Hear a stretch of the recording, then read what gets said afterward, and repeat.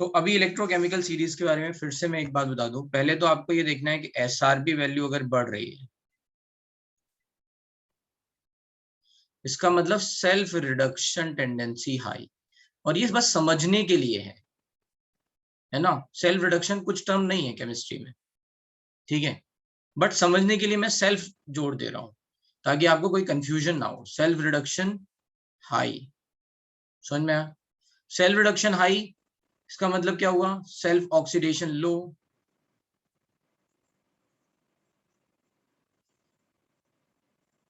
ठीक है, यस। अब उल्टा सेल्फ रिडक्शन हाई इसका मतलब क्या हुआ कि दूसरों का रिडक्शन है ना, रिडक्शन, अदर्स रिडक्शन है ना, other reduction low and other oxidation high. इतने में किसी को कोई प्रॉब्लम? सबसे पहले आपको बस ये रिलेट करना है दिस, फिर इससे हम आगे ये वाली सारी बातें बता सकते हैं। SRP हाई मतलब सेल्फ रिडक्शन हाई, ठीक है।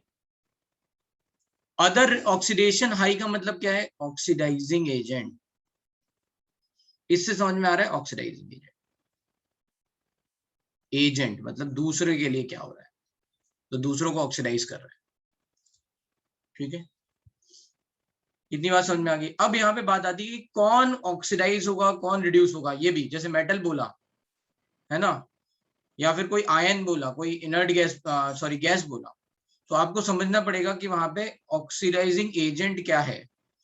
क्या ऑक्सीडाइजिंग एजेंट Cl माइनस है या Cl2 है, ये भी आपको समझना पड़ेगा, राइट। कि भैया रिड्यूसिंग एजेंट की बात हो रही है तो क्या रिड्यूसिंग एजेंट लिथियम है या लिथियम प्लस है, ठीक है। तो वहां पे आपको ध्यान रखना पड़ेगा। अगर सेल्फ रिडक्शन हाई का मतलब है रिडक्शन होगा, तो Cl2 let's say is going to Cl minus, right. तो रिडक्शन हुआ ना 0 से -1। तो बताओ रिडक्शन किसका हो रहा है? Cl2 का। तो Cl2 का रिडक्शन हो रहा है, राइट। तो राइट, जिसका रिडक्शन हो रहा है वही तो एजेंट की तरह बिहेव करेगा, मतलब दूसरों को ऑक्सीडाइज करेगा। Cl माइनस थोड़ी ना रिड्यूस हो रहा है ना। तो दिस इज ऑक्सीडाइजिंग एजेंट। समझ में आया ये बात? यस ठीक है। सिमिलरली ये तो न्यूट्रल था, मान लो किसी रिएक्शन में H प्लस जो है वो H2 में जा रहा हो, H प्लस H2 में जा रहा है, +1 से 0।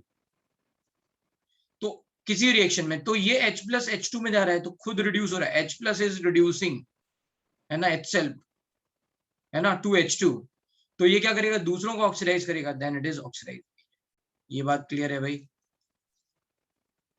यस अगर कोई मेटल है Cu2 plus going into Cu, है ना, Cu2 plus is going into Cu। आपको ये रिएक्शन में याद दिलाता हूं, वॉल्यूमेट्रिक में हमने पढ़ी थी, है ना। Cu let's say was in Cu SO4, right, plus Ki excess, remember, is going into Cu2I2, है ना, plus I2 plus K2SO4, remember. और हम यहाँ बोल रहे थे Cu जो है वो ऑक्सीडाइजिंग एजेंट है। क्यों? वो +2 से +1 में जा रहे हैं, तो Cu2 प्लस से Cu में जाए या फिर, है ना, Cu2 प्लस से Cu+1 में जाए, कहीं पे भी जाए, है ना, रिड्यूस हो रहा है, राइट। तो ये क्या हो गया? Oxidising agent. क्लियर है ये बात? यस ठीक है। ये वाली रिएक्शन याद आई क्या? वॉल्यूमेट्रिक में पढ़ाई थी, आइडोमेट्री में, हाँ सर याद है ना। बैलेंस नहीं लिखी है मैंने, ये 4 Ki होगा आई थिंक, या 2 है तो 2 Cu2I2 एंड 2 K2, ये हो गई बैलेंस रिएक्शन, ठीक है।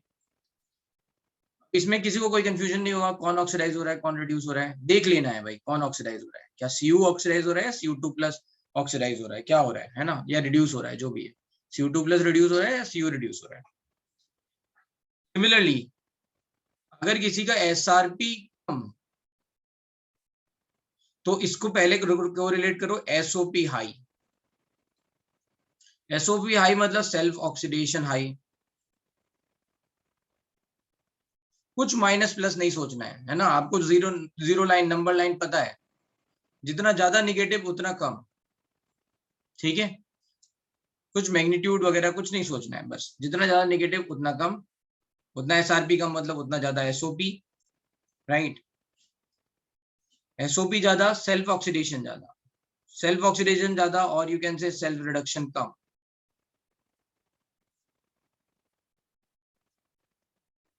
सेल्फ ऑक्सीडेशन ज्यादा मतलब अदर ऑक्सीडेशन कम, राइट। मतलब बार बार आपको लिखने की जरूरत नहीं है। और other reduction high, so you can directly write self oxidation high means other reduction high. खुद ऑक्सीडाइज होगा तो दूसरों को रिड्यूस करेगा, सीधी बात, रिड्यूसिंग एजेंट।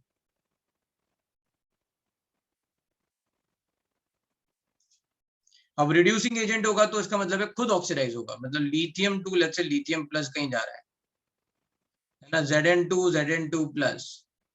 तो जनरली रिड्यूसिंग एजेंट कौन होते हैं? एग्जांपल मेटल्स होते हैं, S block and D block element के, S and D block element.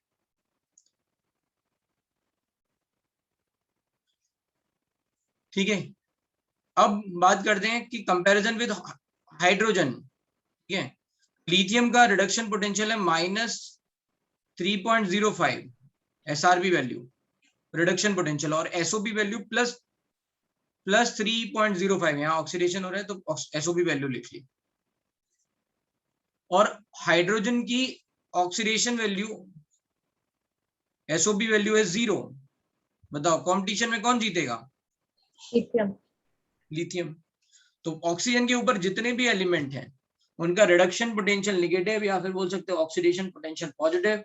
Hydrogen से ज्यादा रिएक्टिव होंगे तो ये सारे मेटल ऑक्सीडाइज होंगे और हाइड्रोजन रिड्यूस होगा। तो हम कहते हैं कि अगर इन सारे मेटल्स की है ना Zn की HCl से रिएक्शन हुई तो क्या हुआ? ZnCl2 बना, Zn ऑक्सीडाइज हुआ और हाइड्रोजन रिड्यूस हुआ। लेकिन कॉपर की HCl से रिएक्शन हुई तो नो रिएक्शन। क्यों? अब कॉपर HCl से ज्यादा रिएक्टिव नहीं है, समझ गए है ना। कॉपर Cu2 प्लस, Cu आता है नीचे हाइड्रोजन से, ठीक है। तो इस बात को ऐसे भी समझ सकते हो।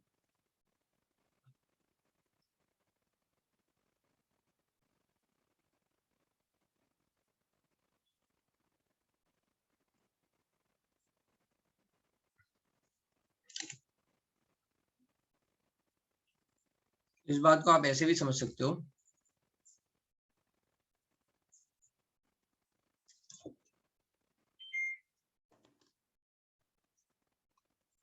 कि लेट्स से ये जो इलेक्ट्रोकेमिकल सीरीज है,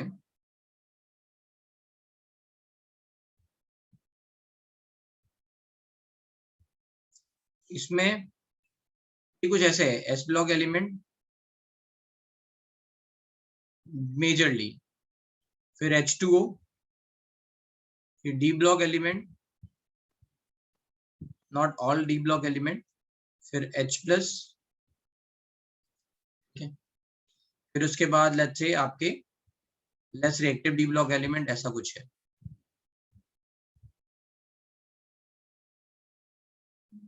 एलिमेंट एंड हैलोजेंस। तो ये वैल्यू है 0.0 वोल्ट, ये वैल्यू है -0.83 वोल्ट, ठीक है। ये ऐसे 3 पार्ट में बढ़ गई। आपको देखना है नीचे की तरफ एसआरपी वैल्यू बढ़ रही है मतलब नीचे वाले एलिमेंट रिड्यूस होंगे, नीचे वाले एलिमेंट रिड्यूस होंगे मतलब H+ तो जा रहा है H2 में, ठीक है, यहाँ पे। और ये H2O भी रिड्यूस होके +1 से जा रहा है H2 में, +2OH माइनस, लेट्स से 2H2O, H2 + 2OH minus plus इधर ऊपर ये रिडक्शन हो गया, मतलब हाइड्रोजन गैस निकल गई, ठीक है। तो अब यहाँ से क्लियर बात क्या कह सकते हैं कि एस ब्लॉक के एलिमेंट वाटर के साथ रिएक्ट करके है ना H2 गैस रिलीज करते हैं, वाटर के साथ रिएक्ट करके H2 गैस रिलीज करते हैं, एज वेल एज एसिड के साथ रिएक्ट करके भी H2 गैस रिलीज करते हैं S block element. D block element cold water के साथ रिएक्ट करके है ना H2 गैस रिलीज नहीं करते हैं डी ब्लॉक एलिमेंट, लेकिन एसिड के साथ रिएक्ट करेंगे तो H+ रिलीज करेंगे, सॉरी H2 रिलीज करेंगे, है ना। ऊपर आ रहा है ना, ऊपर वाला मतलब मेटल ऑक्सीडाइज होगा और ये वाली चीज नीचे वाली रिड्यूस होगी। क्लियर है ये बात? Yes yes sir. अब ये जो नीचे वाले हैं ये क्या कर सकते हैं, ये नहीं कर सकते हैं ना, ये H+ को रिड्यूस नहीं कर सकते, तो फिर नो रिएक्शन। भाई इनकी टेंडेंसी क्या है, ऑक्सीडाइज होने की नहीं है ज्यादा, इनफैक्ट हाइड्रोजन की ऑक्सीडाइज होने की टेंडेंसी ज्यादा है, सो दैट मीन्स यहाँ पे नो रिएक्शन। ठीक है, समझ में आ गया? यही है बेसिस इलेक्ट्रोकेमिकल इलेक्ट्रोलिसिस का। तो अब चलते हैं, इसमें अभी तक कोई डाउट हो तो पूछ लो। कल वो थर्मोडायनेमिक्स वाला क्वेश्चन कर लिया था आप लोगों ने? नहीं किया ना? dE/dt मैंने बोला था निकाल लेना और फिर बस पुट करना था डेल्टा S इक्वल्स टू, नहीं किया ना? किया या नहीं किया? तो मैंने नहीं किया। ठीक है, तो अब कर लेना, ठीक है भाई, जिन लोगों ने नहीं किया वो कर लेना। राइट, तो अभी तक इलेक्ट्रोलिटिक्स, मैं फिर से बोल रहा हूँ, गैल्वेनिक सेल में कोई भी डाउट है इलेक्ट्रोलिटिक सेल पे जाने से पहले, गैल्वेनिक सेल में कोई भी डाउट?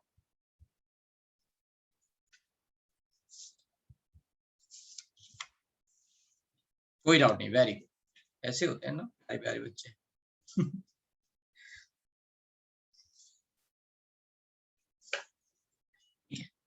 बात करते हैं इलेक्ट्रोलिटिक सेल। ठीक है, इलेक्ट्रोलिटिक सेल मतलब you can understand electrolysis will happen, है ना, electrolysis will happen.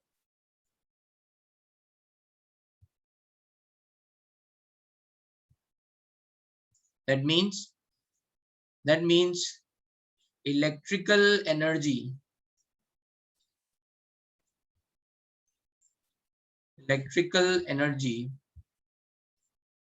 will be responsible for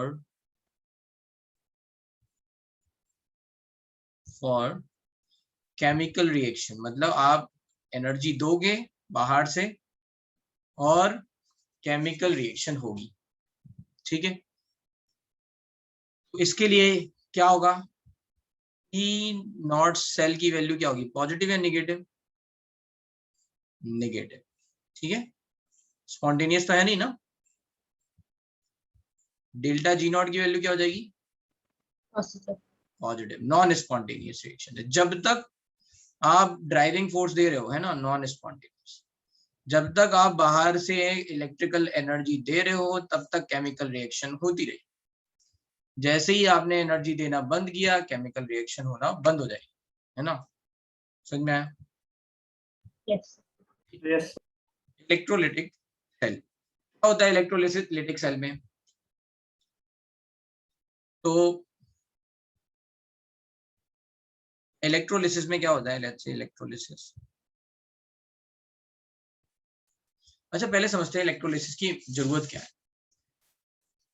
तो इलेक्ट्रोलिसिस की जरूरत ये है कि कुछ मेटल्स ऐसे हैं, मेटलर्जी हमने पढ़ी है, ठीक है, थोड़ा बहुत आइडिया है कि वहां पे क्या होता है, मेटल्स के कोई सॉल्ट है, लेट्स से Cu2 है ना, CuFeH2 है ना, या फिर लेट्स से PbSO4 समथिंग, है ना। ये जो भी मेटल या फिर CaCO3 जो भी है, ये सब अपने सॉल्ट्स में प्रेजेंट है। And what is the task is कि इन सब से हमें मेटल निकालना है, एक्सट्रैक्ट करना है। मतलब मेटल्स से बाकी सारे आयंस को हटा के मेटल प्योर मेटल लेके आना है। इसका मतलब ये हुआ मेटल को रिड्यूस करना है। ठीक है, राइट, मेटलर्जी में यही पढ़ते हैं कि मेटल या ओर्स से, है ना, मिनरल्स जो भी, ओर्स मिनरल जो भी है, उससे आपको मेटल निकाल के लेके आना है। ठीक है, अब इसका मतलब ये है कि मेटल अपने सॉल्ट से उसको रिड्यूस करना है। मेटल कोई सॉल्ट में जो है ना ऑक्सीडाइज लाइक कुछ ऑक्सीडेशन स्टेट में है, and you have to reduce it.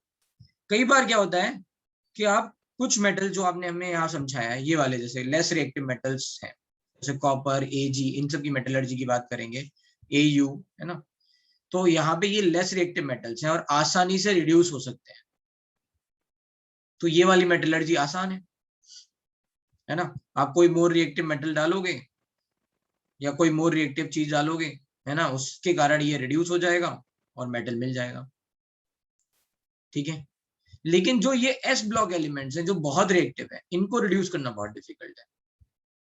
And another thing is these elements are not easily available, है ना। ऐसा तो है नहीं कि भाई सोडियम, पोटेशियम, ये सब जो भी है, कैल्शियम, ठीक है, बहुत ज्यादा अमाउंट में है, बहुत ज्यादा एक्सेस में पड़े हुए हैं, right.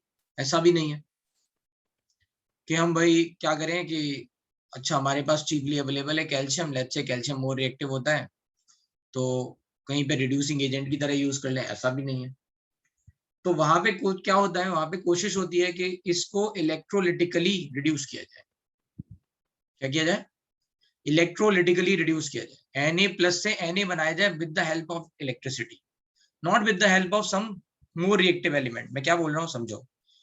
What we are doing is over here is we are not doing कि Na+ से Na बनाना है तो लेट्स से लिथियम से रिएक्शन करा देते हैं क्योंकि लिथियम मोर रिएक्टिव है Na+ से, तो ऐसा कुछ हो जाएगा।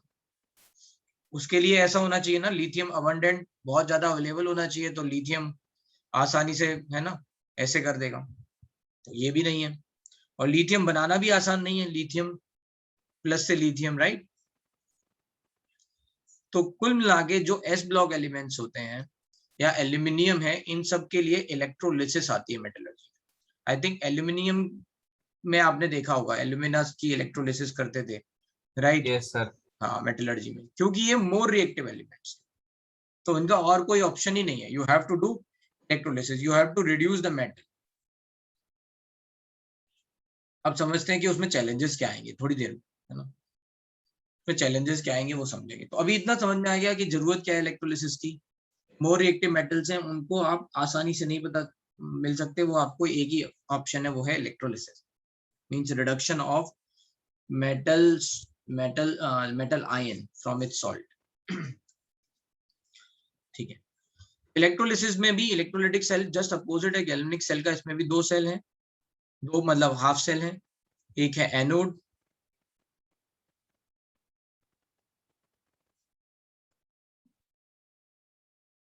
और एक है कैथोड।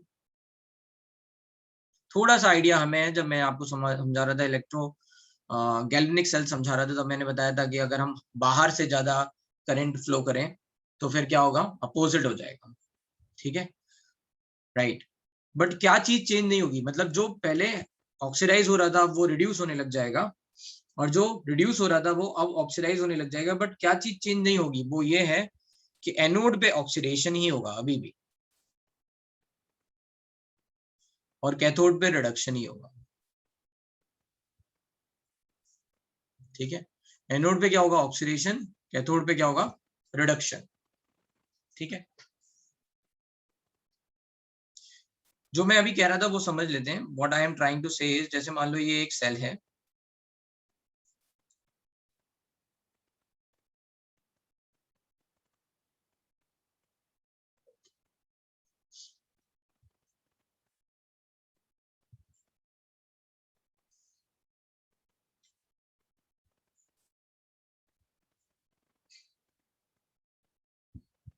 ठीक है, उसके बीच में ये मीटर लगा हुआ है, ये गैल्वेनिक सेल।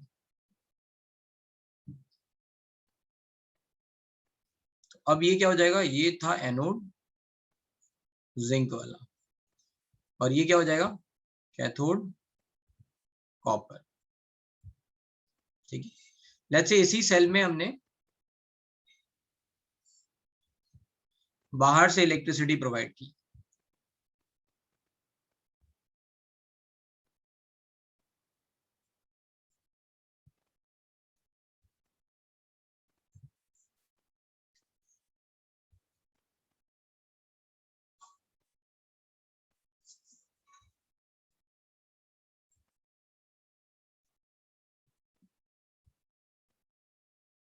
ठीक है, बाहर से इलेक्ट्रिसिटी प्रोवाइड की, ठीक, मान लो ऐसा कुछ, ये बाहर की बैटरी है। तो जो जिंक एनोड था अब उस पे होने लग जाएगा रिडक्शन, तो कैथोड पे क्या बन जाएगा, Zn, क्या होगी रिएक्शन, Zn2+ से Zn, है ना, जो यहाँ रिएक्शन हो रही थी एनोड पे वो अब कैथोड पे होने लग जाएगी, और अब एनोड क्या हो जाएगा हमारा, Cu is going to oxidize to Cu2+, oxidation होने लग जाएगा। So you can see that's how it is going to reverse, ठीक है, जो पहले एनोड था वो कैथोड बन जाएगा, जो कैथोड था वो एनोड बन जाएगा, ठीक है। अगर ई सेल की बात करें,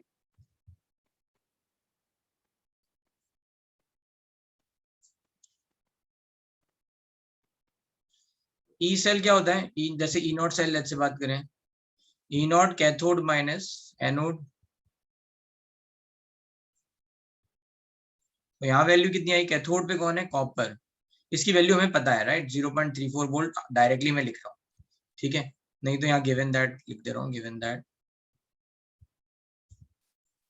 ई नॉट Cu2+ से Cu, जिनको नहीं पता है वो ये वैल्यू याद रख सकते हैं, बहुत कॉमन है, Zn2+ से Zn माइनस 0.76, ठीक है, तो ये 0.34 minus of 0.76 volt, and that's why it is going to be 1.1 volt. अगर मुझे ई नॉट सेल यहाँ निकालना होगा तो क्या हो जाएगा, same formula, E naught cathode minus E not anode, लेकिन अब कैथोड पे क्या हो रहा है, जिंक वाला हो रहा है, तो इसका रिडक्शन पोटेंशियल क्या है, माइनस 0.76 वोल्ट माइनस 0.34 वोल्ट, तो कितना आ गया, ई नॉट सेल इज माइनस 1.1। ये बात समझ में आ गई, अंडरस्टूड पैटर्न, ठीक है, कि यहाँ पे क्या हो रहा है,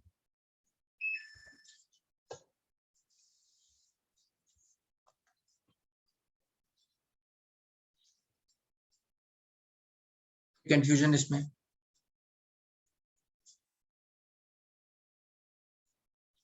तो इसमें जो बात याद रखनी है वो anode is still going to be like say having oxidation, और कैथोड पे रिडक्शन होगा, ठीक।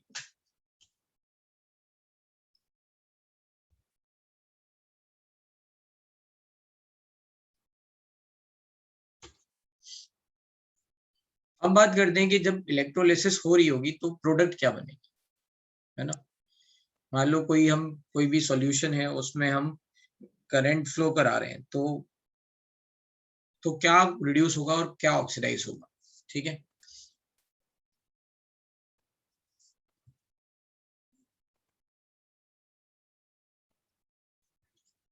यहाँ पे पॉजिटिव आया है, हाँ बोलो।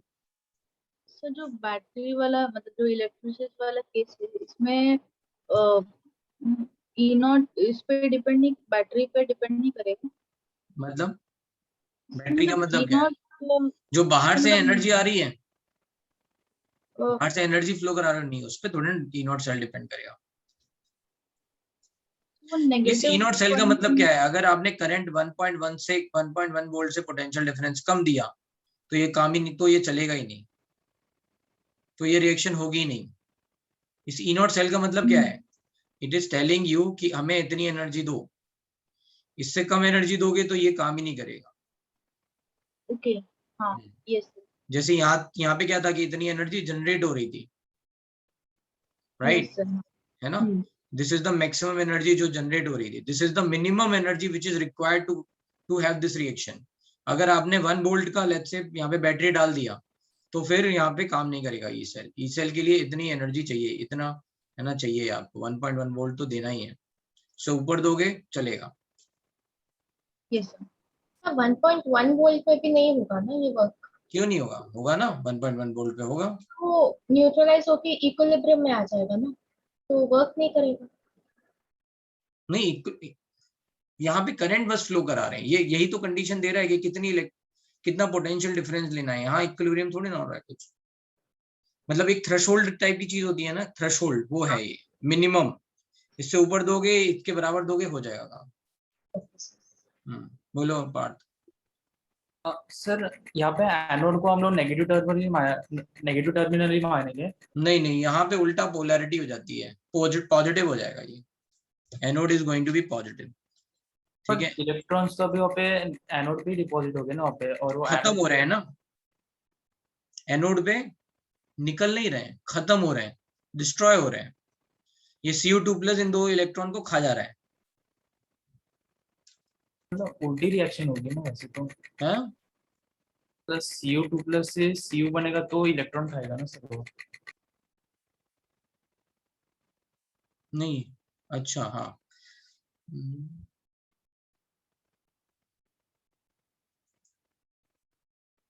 राइट मैन, Cu2+ आ रहे हैं।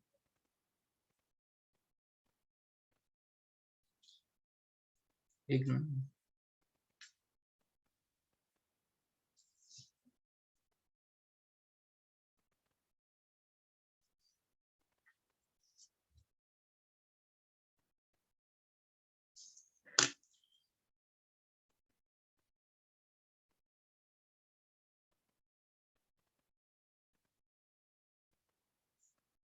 पोलैरिटी एक्चुअली में उल्टी होती है, रुक जाओ मैं क्या समझाऊं, वो मैं सोच रहा हूँ लॉजिक क्या होगा।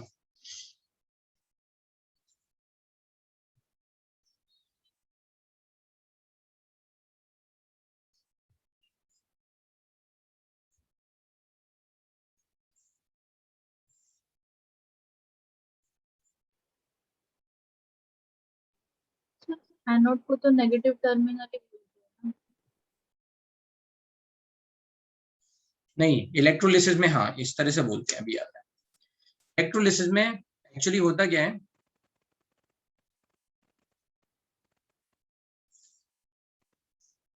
इलेक्ट्रोलिसिस, ये इलेक्ट्रोलिटिक सॉल्यूशन है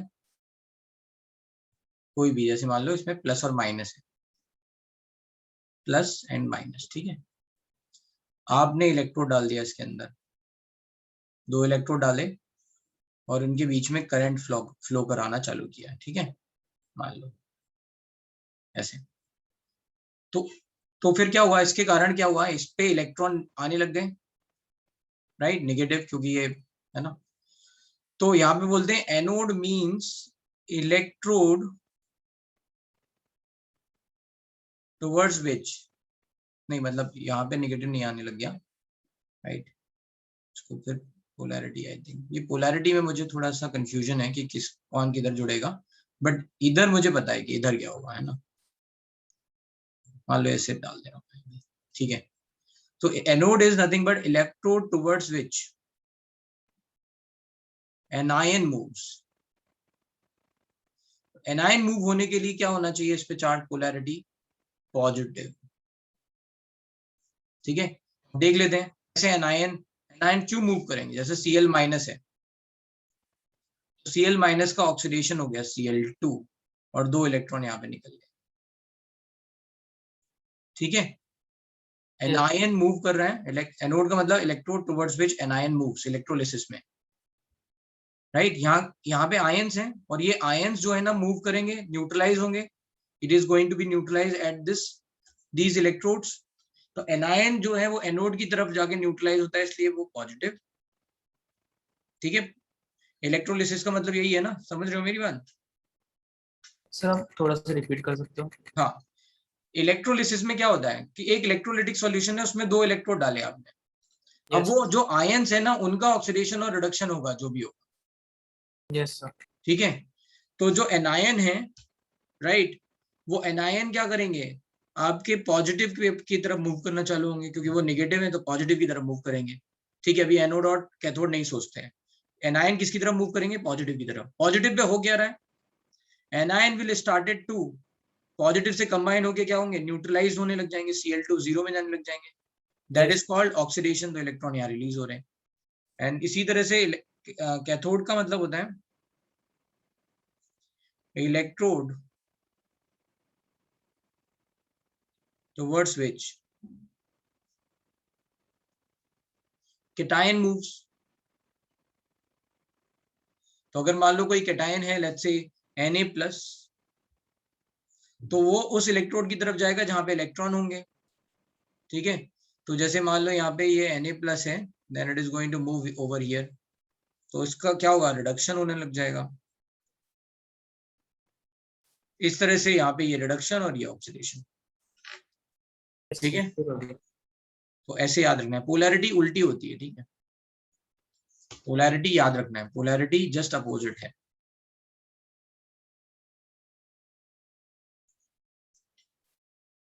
एनोड की पॉजिटिव एंड कैथोड की नेगेटिव। क्लियर है ये बात? Yes sir, yes sir. Yes Na+ का इलेक्ट्रॉन कैथोड में कैसे मिलेगा सर? क्योंकि कैथोड में तो जिंक कभी Zn2+ से नहीं, Zn। वो बात छोड़ दो, वो तो मैंने अभी तुम्हें जैसे रिचार्जेबल बैटरी वाला कॉन्सेप्ट है ना, वैसे समझाया था कि भाई वही सेल काम करने लग जाएगा। बट जनरली होता क्या है, इलेक्ट्रोलिसिस में क्या होता है, कोई भी इलेक्ट्रोलिटिक सॉल्यूशन है, उसमें आपने इलेक्ट्रोड डाले, जैसे Ag की आप कोटिंग कराना चाह रहे हो, या फिर मान लो जिंक की कोटिंग कराना चाहते हो, है ना। ये तो सुना होगा ना, जिंक कोटिंग, इलेक्ट्रोप्लेटिंग, ये सब टर्म। हाँ, तो अगर ये कराना चाहते हो तो करना क्या पड़ेगा, मेटल को रिड्यूस करना पड़ेगा। मेटल का एक इलेक्ट्रोलाइटिक सॉल्यूशन लेंगे, उसमें 2 इलेक्ट्रोड ऐसे इंसर्ट करेंगे, इलेक्ट्रिसिटी बाहर से देंगे, तो क्या होगा, cations and anions are started to let's say move towards suitable electrodes. तो कैटायन जो है वो जाएगा जिस पे नेगेटिव चार्ज हो, एनायन उस पे जाएगा जिसपे पॉजिटिव चार्ज हो। अब होगा क्या, एनायन स्टार्टेड टू ऑक्सीडाइज, -1 से 0 में जाने लग गया, तो ऑक्सीडेशन होने लग गया। तो ऐसा ऐसा इलेक्ट्रोड जिसमें पॉजिटिव पोलैरिटी है और वहां पे क्या होगा, ऑक्सीडेशन होगा। ऐसा लेट्स से इलेक्ट्रोड जिसपे नेगेटिव पोलैरिटी है, वहां पे उसकी तरफ कैटायन मूव करना चालू करेंगे और उस पे क्या होगा, रिडक्शन होगा, इसलिए उसे कैथोड बोल रहे हैं। ये ऐसा अनुष्का बोले। सर करंट तो नेगेटिव, सॉरी, इलेक्ट्रॉन्स नेगेटिव से पॉजिटिव ही मूव करते हैं ना? नहीं, इसमें मैं पोलैरिटी में मैं गड़बड़ कर रहा हूँ, है ना। ये वाली बैटरी की पोलैरिटी सही कर लो, आई थिंक इलेक्ट्रॉन इधर मूव कर रहे हैं तो करंट अपोजिट हो जाएगा, है ना, ये पोलैरिटी सही होगी, है ना। वो मैंने थोड़ा गड़बड़ किया है, ठीक है, तुम्हारी बात सही है, राइट। ये बैटरी वाले में थोड़ा सा कंफ्यूजन पहले भी था कि ये किधर किधर होगा, है ना, बट ये क्लियर है ना, इनकी पोलैरिटी क्लियर है, इसमें कोई डाउट नहीं है, ठीक है। सर मतलब मुझे पूछना था कि अगर इलेक्ट्रॉन नेगेटिव से पॉजिटिव जाते हैं और तो इसमें यहाँ पे इलेक्ट्रॉन के इलेक्ट्रॉन, हिसाब से नहीं हो रहा है ना, we are not talking about electron. क्यों? क्योंकि भाई यहाँ पे जो सेल है वो केमिकल रिएक्शन करा रहा है ना। गैल्वेनिक सेल में क्या था, वो इलेक्ट्रिकल एनर्जी दे रहा था, तो जो रिएक्शन हो रही है उसके हिसाब से डिसाइड कर रहे थे। Are you getting my point? यहाँ पे करंट के हिसाब से डिसाइड नहीं कर रहे, यहाँ डिसाइड कर रहे हैं जो आयंस हैं उनका बिहेवियर क्या हो रहा है, क्योंकि वही रिएक्शन होने वाली है, chemical reaction. Okay sir, okay. ठीक है, बट एनीवे गुड डाउट। ये तो ये क्लैरिटी रखोगी पोलैरिटी में, है ना। ये बहुत आसान है, एनोड वाला जो टर्म है, electrode towards which anion moves. तो एनायन मूव होने के लिए पॉजिटिव होना चाहिए, इलेक्ट्रोलिसिस में हो गया तो कोई कंफ्यूजन नहीं होगा, इसका उल्टा गैल्वेनिक सेल, याद रहेगा, ठीक है। अब चलते हैं इलेक्ट्रोलिसिस ऑफ सॉल्ट्स।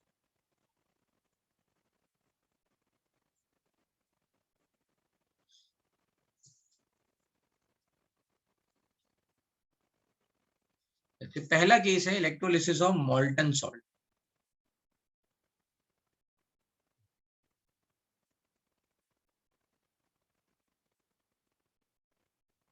मॉल्टन सॉल्ट में अच्छी बात क्या होती है, मॉल्टन सॉल्ट मतलब कोई भी सॉल्ट जो है वो लिक्विड स्टेट में है।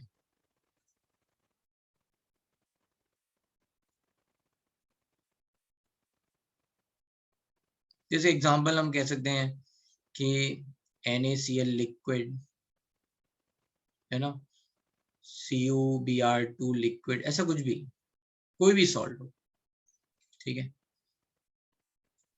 एक्सेट्रा। अगर हम लिक्विड स्टेट में सॉल्ट ले रहे हैं तो फायदा क्या है, देयर इज नो कॉम्पिटिशन, एक ही कैटायन है, एक ही एनायन है ना, there is no competition,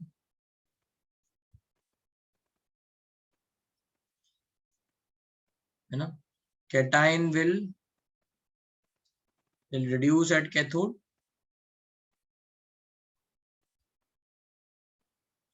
anion will oxidize at anode.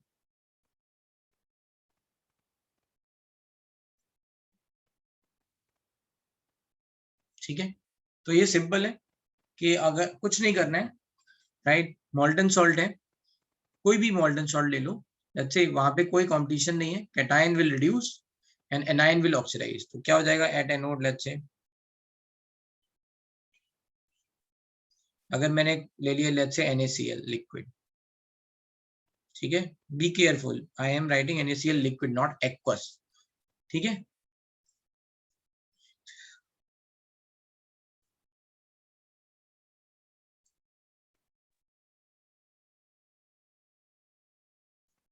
At anode पे क्या होगा, Cl minus is going to give you Cl2, 2Cl minus plus 2 electron. Eight cathode क्या हो जाएगा, at cathode Na plus will take 1 electron from Na, ठीक है। Obvious सी बात है कि ये जो रिएक्शंस होंगी वो किस पे होंगी, will occur at inert electrode, ना तो Cl खुद में इलेक्ट्रोड बना दे सकता है, ना ही Na, राइट, तो ये सब रिएक्शन किस पे, इलेक्ट्रोलिसिस किस पे होगी, इनर्ट इलेक्ट्रोड पे, है ना, दिस रिएक्शन अकर्स एट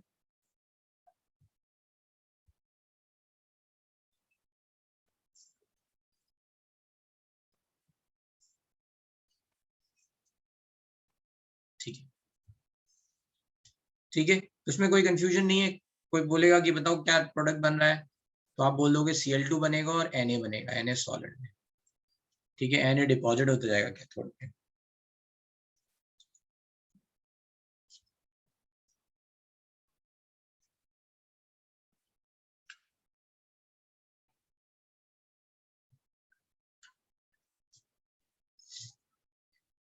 तो अब यहां से समझते हैं कि ये तो हो गया मॉल्टन में, मॉल्टन में तो कोई प्रॉब्लम नहीं आने वाली है, कोई भी हो, जैसे मैंने बोला PbVr2, तो आपको पता है क्लियरली, PbVr2 ले लिया, CuVr2 कुछ भी ले लिया, तो Pb विल रिड्यूस, है ना, लेड बनेगा और Br2 से ब्रोमीन मिलेगा, ठीक है, मॉल्टन के आसान है। चलते हैं कॉम्पिटिशन, जहां जहां स्टार्ट होगा, कॉम्पिटिशन से पहले इलेक्ट्रोलिसिस ऑफ वाटर भी समझा देते हैं।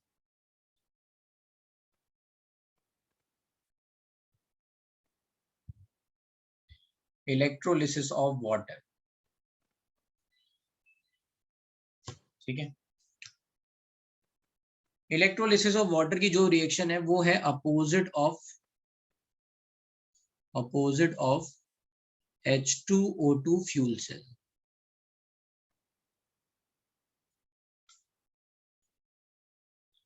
ठीक है, आगे हम पढ़ेंगे H2O2 फ्यूल सेल, मतलब ये जो हम देख रहे हैं oxidation reduction reaction, this can also be used as fuel cell, ठीक है, तो ये बस समझाने के लिए कि जो भी रिएक्शन हम देखेंगे that is going to be opposite reaction is going to happen in fuel cell. Electrolysis of water में एक चैलेंज है, what is the challenge, challenge is, देखो प्योर वाटर में नंबर ऑफ आयंस तो ज्यादा होते नहीं है, प्योर वाटर, है ना, डज नॉट इलेक्ट्रोलाइज इजीली, और you can say pure water electrolyse very slowly, है ना,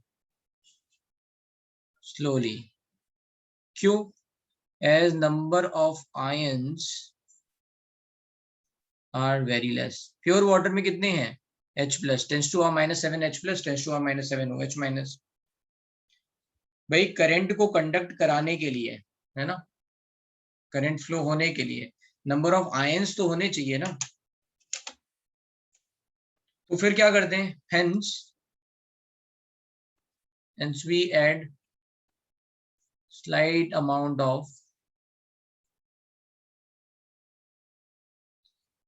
H2SO4 means acid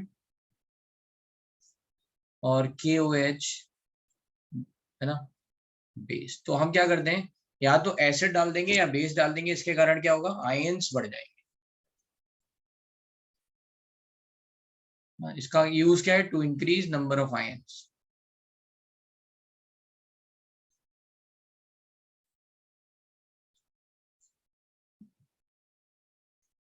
number of ions बढ़ने से फिर करंट फ्लो अच्छा होने लग जाएगा। अब बताओ वाटर में, जैसे मान लो एसिड में देख लेते हैं, इन एसिड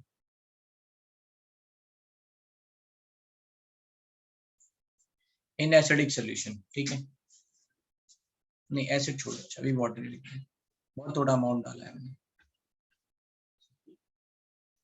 अब अगर मान लो हम इलेक्ट्रोलिसिस ऑफ वाटर करा रहे हैं, ठीक है, तो बताओ कंपटीशन में कौन कौन है, वाटर ही है Yes. है ना, water is going to oxidise and water is going to reduce, ठीक है, तो एट एनोड क्या होगा,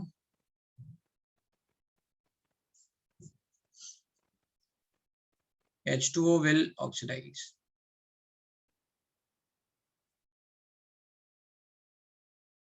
that means H2O is going to go, ये तो +1 में ऑलरेडी है, ये -2 में, तो कौन ऑक्सीडाइज होगा, O2 will oxygen will oxidize, और तो कोई ऑप्शन नहीं है। एसिडिक सॉल्यूशन लिया है तो हम यहाँ पे ये लिख लेते हैं 2H+, let's say 2H2O, 4H+ + 4 electron. Now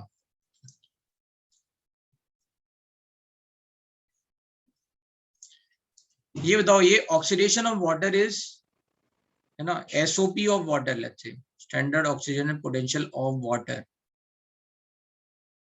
is nothing but SRP of O2। Like metal में क्या था, लिथियम से लिथियम प्लस आ रहे हैं तो सेम चीजें रह रही है, बट ऑक्सीडेशन ऑफ वाटर का मतलब है ना, ये अगर हम जा रहे हैं SOP बात कर रहे हैं यहाँ पे, है ना, ऑक्सीडेशन की बात कर रहे हैं, then it is nothing but reverse of reduction of O2। इतनी बात समझ में आ रही है? Yes, sir. Yes. ठीक है, ये SRP, तो ये कितना हो जाएगा, SOP ऑफ वाटर हो जाएगा,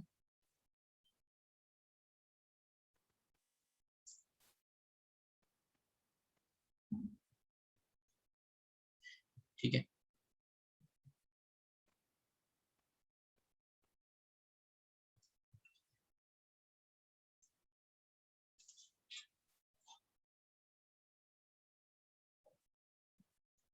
ये value SRP of O2 is nothing but, ठीक है, मैं क्या समझाना चाह रहा हूँ,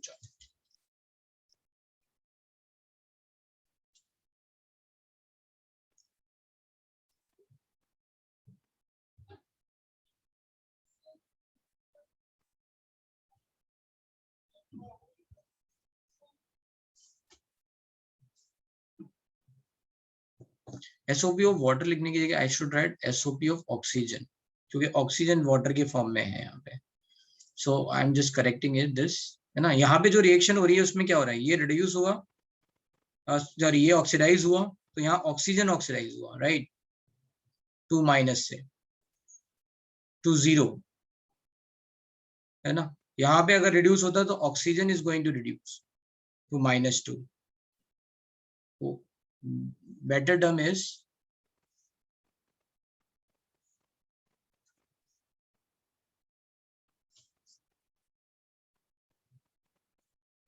इसको छोड़ देते हैं, ये इस पे थोड़ी देर में आएंगे।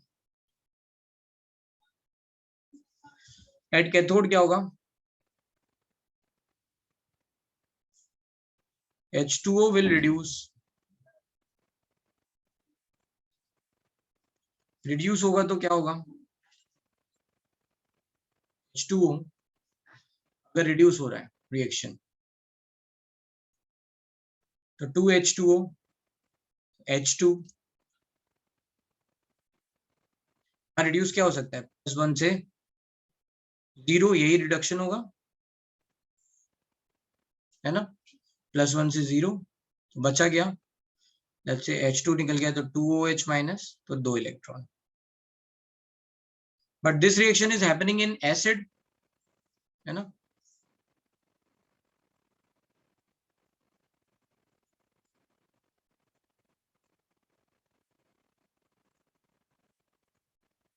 let's say this reaction is happening in acidic let's say solution, हमने H2SO4 डाला है, लेट्स से थोड़ा सा वाटर में H2SO4 डाला है, तो क्या करेंगे, ये OH माइनस H+ से न्यूट्रलाइज हो जाएगा, hence 2 electron plus let's say 2H+ यहाँ पे डाल दिया, दोनों तरफ हमने क्या किया, 2H+ जोड़ दिया, तो ये क्या बन गया, H2O. This is going to cancel over here. Reaction क्या हो जाएगी, hence net reaction is nothing but 2 electron plus 2H+ gives H2.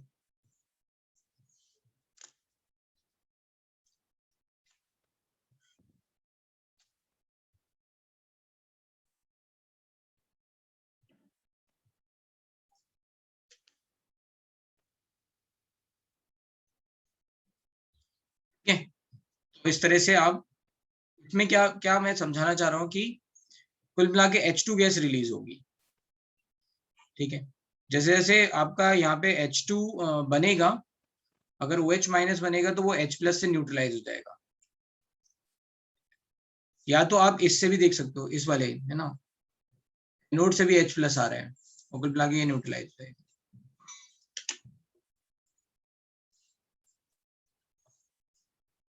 Overall reaction क्या हो जाएगी,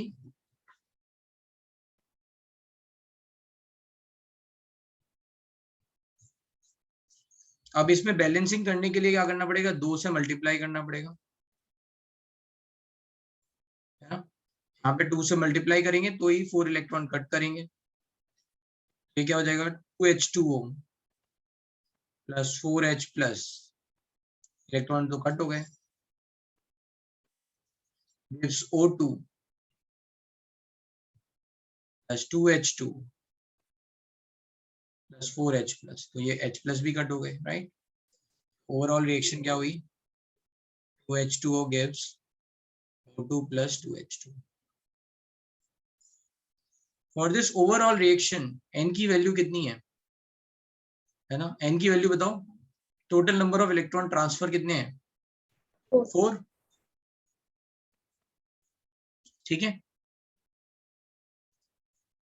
कितनी बात समझ में आ रही है, यस यस सर। ठीक है, अगर आप यहां से मान लो, मैंने क्यों बताया ये मैं समझा देता हूँ, ये मैंने इसलिए बताया, चाहे आप slightly acidic solution like H2SO4, आगे मैं बताऊंगा, मैं आगे बताऊंगा कि अगर मैं डाइल्यूट H2SO4 की इलेक्ट्रोलिसिस कर रहा हूं तो क्या बनेगा, तो डाइल्यूट H2SO4 की इलेक्ट्रोलिसिस करूंगा तो यही रिएक्शन होगी, H+, है ना, जो इलेक्ट्रोलिसिस ऑफ वाटर अभी मैंने आपको बताया ना वैसे ही होगा, आगे समझाऊंगा, तो ये आगे समझाने के हिसाब से यहाँ बताया है कि एक तरह से ये एक तरह से हो क्या रहा है कि H+ रिड्यूस हो रहे हैं H2 में, यही होगी ना रिएक्शन का मतलब, कैथोड पे एक तरह से कि H+ रिड्यूस हो रहे हैं।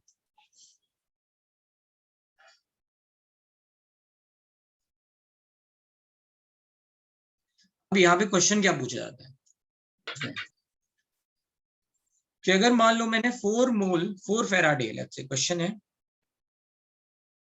इफ 4 फैराडे मतलब 4 मोल electron, right,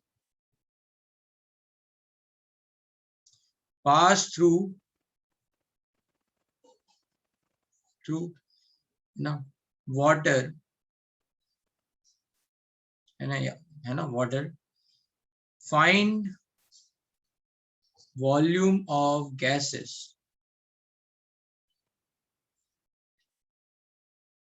released at ST,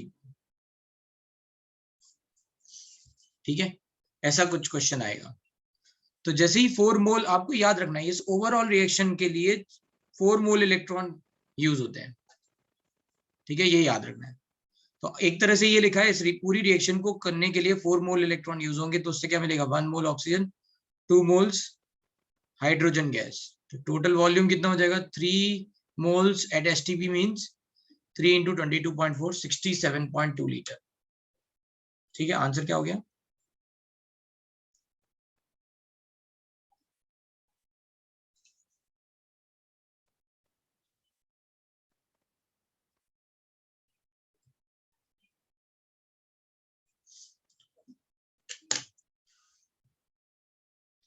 ठीक है।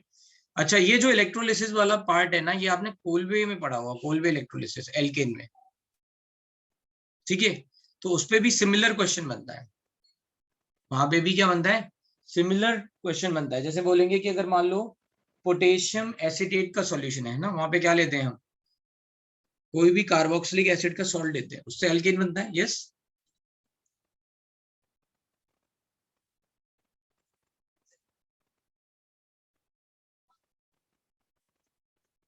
हाँ या ना? Yes, sir. हाँ, राइट। तो लेट्स से मैं कोलवे इलेक्ट्रोलिसिस को भी यहाँ पे कवर कर लेता हूँ।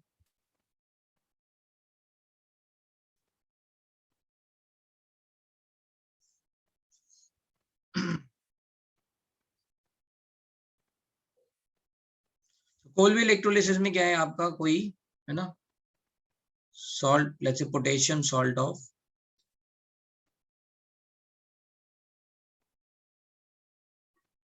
Carboxylic acid. तो वहां पे क्या हो रहा है एट एनोड, लेट्स से मैं एक एग्जांपल के लिए ले ले रहा हूँ, CH3COO माइनस K प्लस, है ना, ये मैंने ले लिया, ठीक।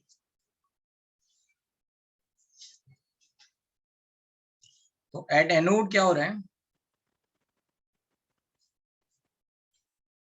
Oxidation, oxidation means loss of electron. So this CH3COO minus, so 2 times CH3COO minus on electrolysis is giving you 2 times CH3COO free radical plus 2 electron, ठीक है। एक इलेक्ट्रॉन यहां से निकल गया तो फ्री रेडिकल बन गया, ठीक है। And this free radical is converting into, यहां से CO2 निकल गया, बना क्या 2 times CH3 free radical, and these 2 times CH3 free radical will combine with each other to form CH3 and hence C2H6, ठीक है। ये मैकेनिज्म है, क्लियर है इतनी बात? Yes, sir. Yes, sir. ठीक है। ये क्यों बन रहा है ऐसा, इसको ऐसे समझ सकते हैं कि CH3COO फ्री रेडिकल है, तो ऑक्सीजन यहाँ इलेक्ट्रॉन डिफिशिएंट हो गया विच इज नॉट स्टेबल, तो ये क्या करेगा, ये इससे कहेगा मेरे साथ बॉन्ड बनाओ, and then that's why it is forced to break the bond with CH3, ठीक है। इस तरह से ये CO2 is going to release और रिमूव, राइट। तो यहाँ पे इलेक्ट्रॉन निकल गए, बट कैथोड पे क्या होता है, एट कैथोड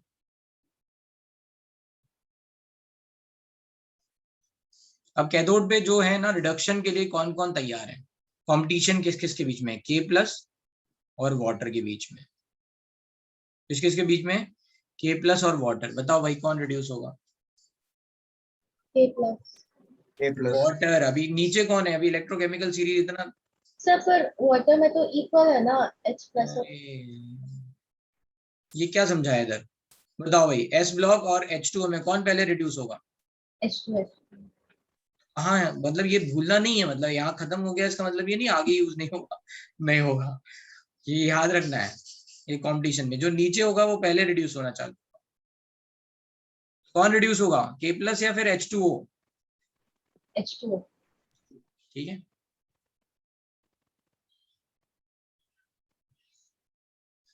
तो बस यहाँ पे क्या हो जाएगा आपका, let's say H2O will started to reduce, 2H2O let's say will give H2 plus 2OH minus plus 2 electron, ठीक है। ये आपका हो गया रिएक्शन। अब इससे ओवरऑल रिएक्शन अगर आप लिखोगे तो क्या हो जाएगा,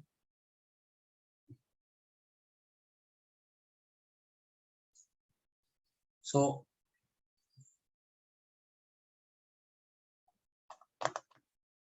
ठीक है, यहाँ दोनों इलेक्ट्रॉन मेरे, अच्छा इधर होगा, हाँ यस,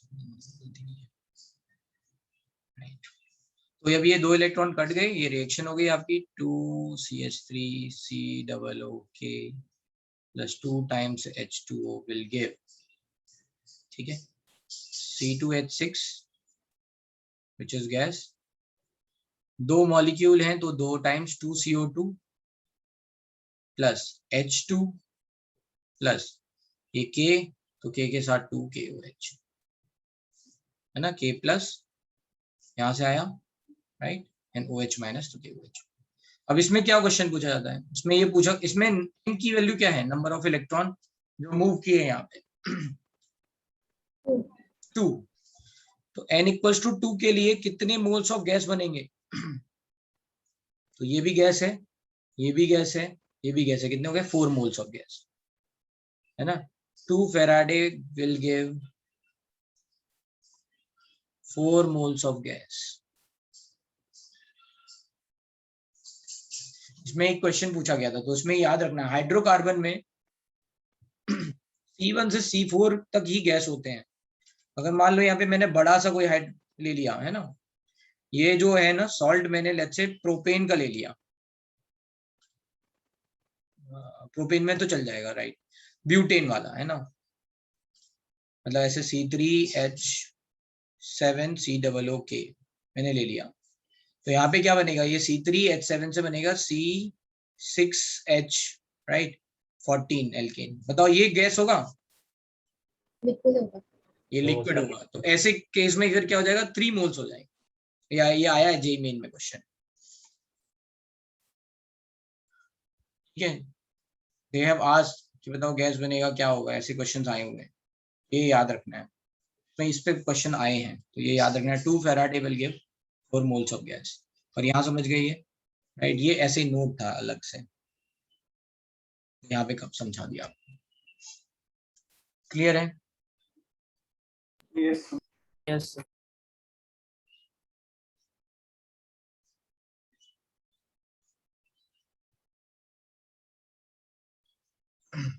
तो यहाँ पे ये लिख लो कि C12C4 एंड नियोपेंटेन इस गैस। अब तो आई थिंक ये आपने कर लिया होगा कवर राइट, एल्केन, तो ये गैस है एट रूम टेम्परेचर। C12C4 मतलब मीथेन टू ब्यूटेन, और है ना C52 let's say you can से H18 तक लगभग दीज आर लिक्विड, और C18 से मोर देन लेट्स से तो ये हो जाएगा वैक्स मतलब सॉलिड।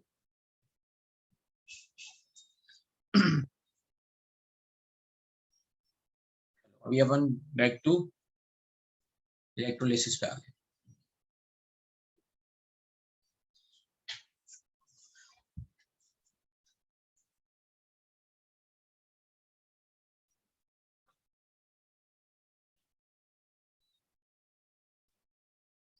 बताओ इस रिएक्शन का E naught cell क्या होगा, what is going to be the E naught cell for this such a whole reaction। इसका जो E naught होता है ना, दिस इज नथिंग बट है ना, कैथोड पे जो E naught हो रहा है वो H2O का रिडक्शन है, this is going into H2O is going into H2, that is minus 0.83 volt E naught। और इसका E naught क्या होगा राइट, इसके E naught के लिए यहाँ पे रिडक्शन रिएक्शन देखनी पड़ेगी। रिडक्शन रिएक्शन में क्या होता है, O2 is going to reduce, ठीक है, दो it is happening oxidation, but जब हम रिडक्शन पोटेंशियल लिखते हैं तो हमें इसकी रिवर्स वाली रिएक्शन देखनी है ना, जैसे हम लिखते थे Zn से Zn2 प्लस, तो जब हमें लिखना होता था reduction potential then we used to write Zn2 plus is going into Zn right reduction, O2 is going into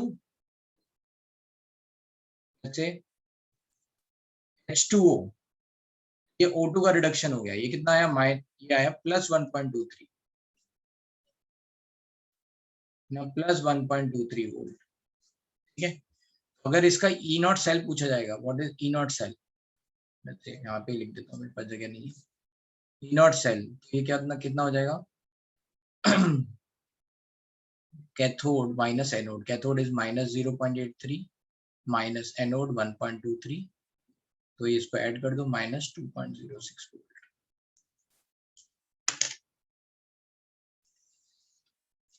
ठीक है, ये आ गया इलेक्ट्रोलिसिस ऑफ वाटर हो गया। ठीक है,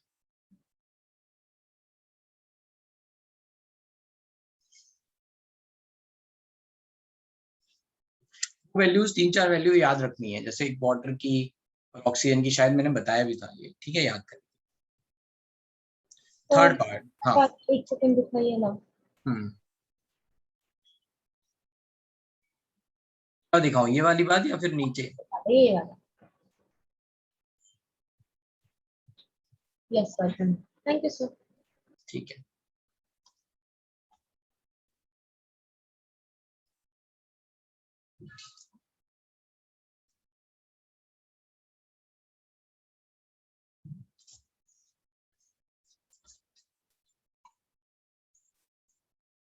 अब है इलेक्ट्रोलिसिस ऑफ एक्वस सॉल्यूशन। ये थोड़ा सा इंपॉर्टेंट पार्ट है, इलेक्ट्रोलिसिस ऑफ एक्वस सॉल्यूशन। इसमें पहला है, let's say case 1 A, let's say electrolysis of, ये वाली रिएक्शन आप है ना आगे भी देखोगे, कहाँ देखोगे मैं बताता जाऊंगा। तो इलेक्ट्रोलिसिस ऑफ NaCl सॉल्यूशन। तो यहाँ पे क्या होगा, पहले मैं इस पे जाने से पहले, केस पे जाने से पहले एक कुछ और बातें बताते हैं। एक्वस सॉल्यूशन में अब क्या होगा, अब एक से ज्यादा स्पीसीज प्रेजेंट है, वाटर तो प्रेजेंट है ही है, इसके साथ कोई आयन भी प्रेजेंट है। कंपटीशन विल टेक्स प्लेस, है ना, कंपटीशन विल टेक्स प्लेस। ठीक है, तो फिर से मैं लिख दे रहा हूँ, कंपटीशन कैसे देखना है। अगर कोई S ब्लॉक एलिमेंट है, उसका आयन है, S ब्लॉक एलिमेंट का ion, cation of let's say S block element, और वाटर है, तो किसका रिडक्शन पोटेंशियल ज्यादा है इन दोनों में? वाटर का, है ना। वाटर विल रिड्यूस, क्या होगा,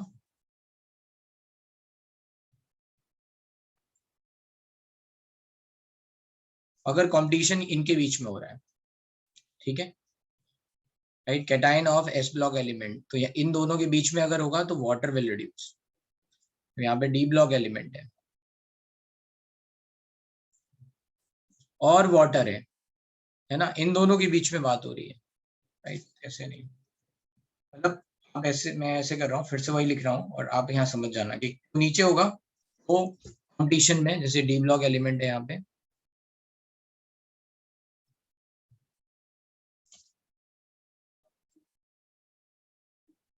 जैसे मान लो मैं बोल रहा हूँ कि जिंक पड़ा हुआ है, जिंक 2+ और वाटर, तो कौन रिड्यूस होगा? Zn2+। ठीक है, जैसे मैं बोल रहा हूँ आयरन पड़ा है और वाटर है, तो कौन रिड्यूस होगा? क्योंकि उसका रिडक्शन पोटेंशियल क्या है ना, स्टैंडर्ड रिडक्शन पोटेंशियल ज्यादा है इसके कंपैरिजन में, इसका -0.83 वोल्ट है, इसका ज्यादा आएगा। ठीक है, गेटिंग इट। नीचे होगा वो रिड्यूस करेगा, सही है। ठीक है,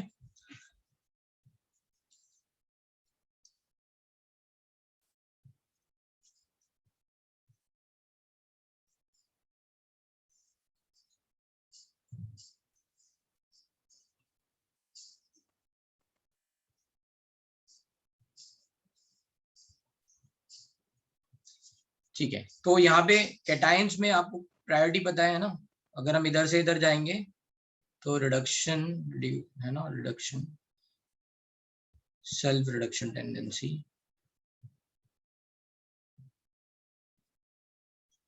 इंक्रीजेस, है ना, टॉप टू बॉटम।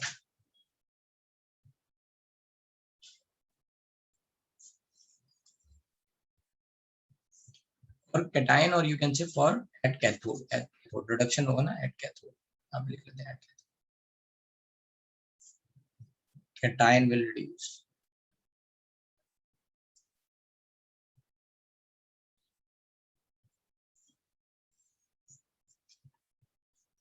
एनोड, ठीक है, यहाँ पे बात क्या आएगी, H2O, H+, अब यहाँ पे लिख लेते हैं सीक्वेंस क्या है।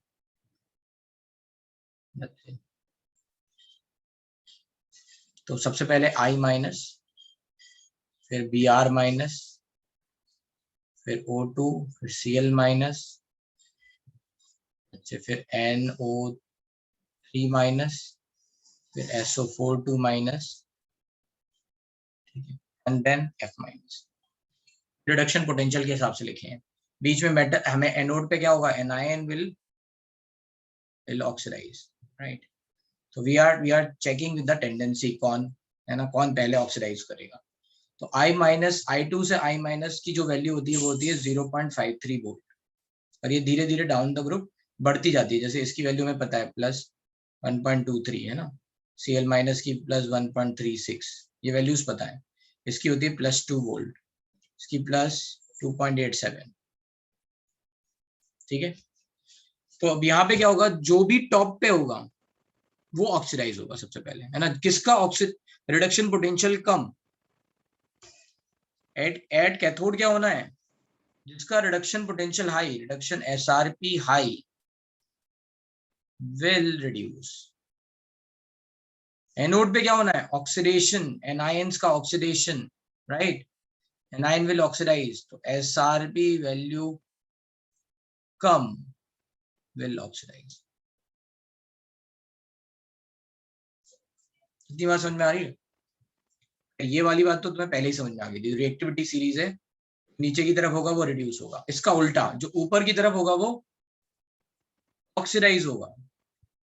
ऑक्सीडाइजिंग जो टेंडेंसी है या कॉम्पिटिशन है वो कैसे हो जाएगा, हेंस कैसे होगा, लेट्स से H प्लस, फिर I माइनस, लेट्स से मतलब H2 not H plus can not oxidise, H2 I minus, Br minus, O2, इस पे स्ट्रिक मार दे रहा हूँ, एक एक्सेप्शन है इधर, Cl माइनस, इनफैक्ट मैं लिख ही देता हूँ उल्टा exception.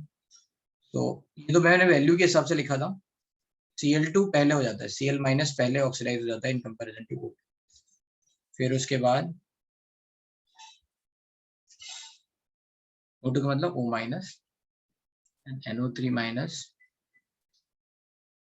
SO4 minus, F minus. ये क्या बनाते हैं, ऑक्सीडाइज हो गए। H2 तो बनाएगा H प्लस, I माइनस बनाएगा I2, Br माइनस बनाएगा Br2, Cl माइनस बनाएगा Cl2, O2 माइनस बनाएगा O2, NO3 minus generally NO2 बना सकता है, NO और N2O, ये तीनों बन सकते हैं डिपेंडिंग ऑन कि किस में है। SO4 minus is going to form H2OH 2 minus and F minus will form F2, ठीक है। ये हो गई ऑक्सीड, है ना, ऑक्सीडेशन ऑफ एन आयन, किसका पहले होगा, right.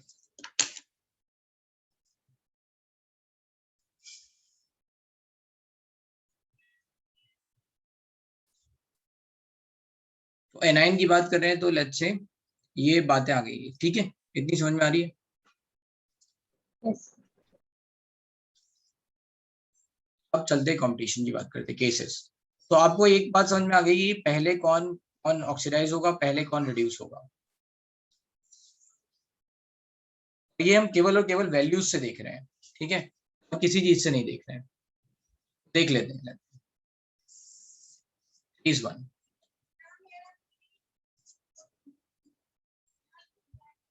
Electrolysis of aqueous NaCl solution, ठीक है। हाँ बताएंगे ना, इसी में बताएंगे NaCl, इसी में तो कंपैरिजन हुआ है। aqueous NaCl solution. अब देखो यहाँ पे क्या हो रहा है, NaCl सॉल्यूशन की हम बात कर रहे हैं, तो यहाँ पे कंपटीशन में कौन कौन है, लेट्स से ऑल पॉसिबिलिटीज देख लेते हैं। At cathode and at anode, let's say उल्टा लिख लेते हैं, इधर एनोड लिख लेते हैं, एट एनोड एट कैथोड। क्या क्या होगा, कैथोड पे रिडक्शन होना है, तो Na प्लस कॉम्पिटिशन में है और H2O कॉम्पिटिशन में है, मतलब किसका रिडक्शन होगा? अगर इसका रिडक्शन होगा तो ये Na बनाएगा इलेक्ट्रॉन लेके, इसका रिडक्शन होगा तो ये +1 से H2 बनाएगा, +2OH माइनस बनाएगा, ठीक है, +2 इलेक्ट्रॉन लेगा, राइट। इसका इलेक्ट्रोड पोटेंशियल SRP वैल्यू क्या है? Let's say E0 Na +2, Na की वैल्यू है -2.71 और इसके लिए वैल्यू है H2O से H2 की वैल्यू है -0.83 वोल्ट। वैसे तो मैंने अभी आपको बताया ही था इन दोनों में कौन होगा, S ब्लॉक एलिमेंट और H2O में H2O विल रिड्यूस, ठीक है। और we can say the by checking the value, इन दोनों में जिसका रिडक्शन पोटेंशियल ज्यादा वो रिड्यूस होगा, तो ये होगा नहीं, ये होगा। क्लियर है? समझ में आ रही है बात वैल्यू से भी? Yes. अब यहाँ समझते हैं यहाँ कंपटीशन में कौन कौन है। यहाँ पे है Cl- और वाटर, ठीक है। तो वाटर का मतलब यहाँ पे ऑक्सीजन है, right. Oxygen is going to oxidise water से। तो यहाँ पे क्या हुआ, Cl- is going to Cl2 +2 electron, right. और O2- और H2O is going to be O2 +4H +4 electron. अगर हम रिडक्शन वैल्यूज देखेंगे, reduction potential E0 Cl2 to Cl- which is +1.36 E0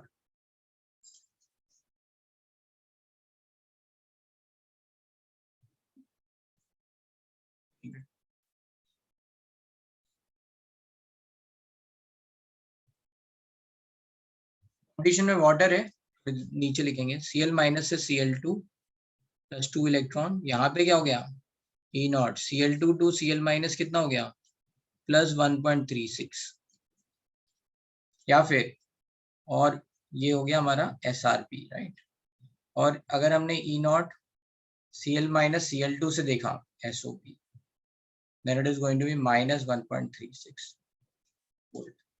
Similarly, we will write competition में कौन है, water है, H2O -2 से O2 +4H +4 electron. So you can say E0 H2O to O2 is nothing but +1.23 volt, और ये SRP हो गया, sorry हाँ राइट, O2 से H2 लिखना था यहाँ पे SRP के लिए, O2 से H2, O2 to H2, right, SRP 0 to -2, 0 to -1, right। तो ये हो गया आपका 1.23 वोल्ट, और यू कैन से E0 H2O to O2 -1.23 volt, ये हो गया SOP। अब बताओ, चाहे आप इससे कंपेयर कर लो, चाहे आप इससे कंपेयर कर लो, ये इसलिए मैंने ये दोबारा से वैल्यू लिखी है। इससे कंपेयर करेंगे तो हम बोलेंगे कि भाई जिसका रिडक्शन पोटेंशियल कम, उसके ऑक्सीडाइज होने की टेंडेंसी ज्यादा।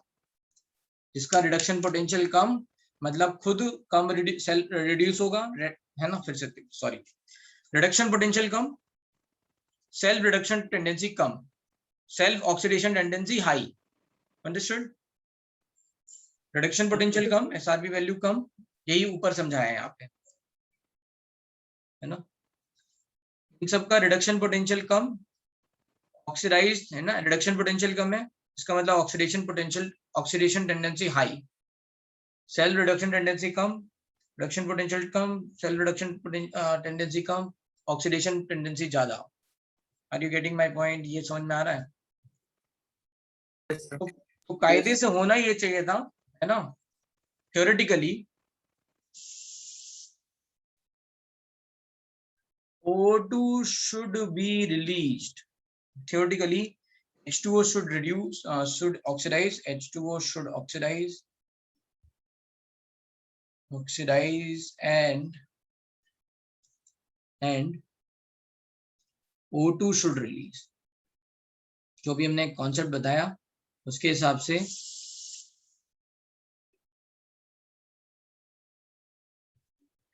से ये वैल्यू है ना, ये रिडक्शन वैल्यू कम है, या फिर बोल सकते हो इन दोनों में ये वैल्यू -1.23 वैल्यू ज्यादा है, SOP की, तो ये ऑक्सीडाइज होना चाहिए था, है ना. Water should oxidise to O2. Clear है इतनी बात theoretically, but kinetics of, or you can say rate of oxygen release is very less. Rate of oxidation of H2O is very less. Kinetics.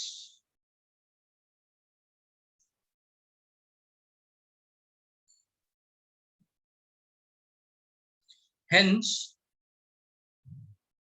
to increase rate of reaction,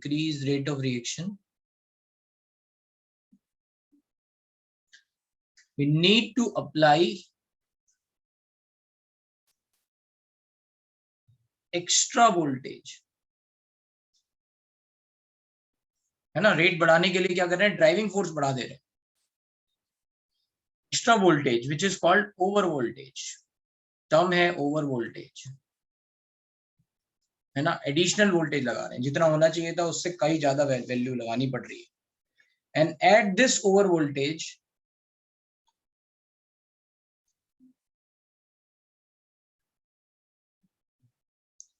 Cl minus started to oxidize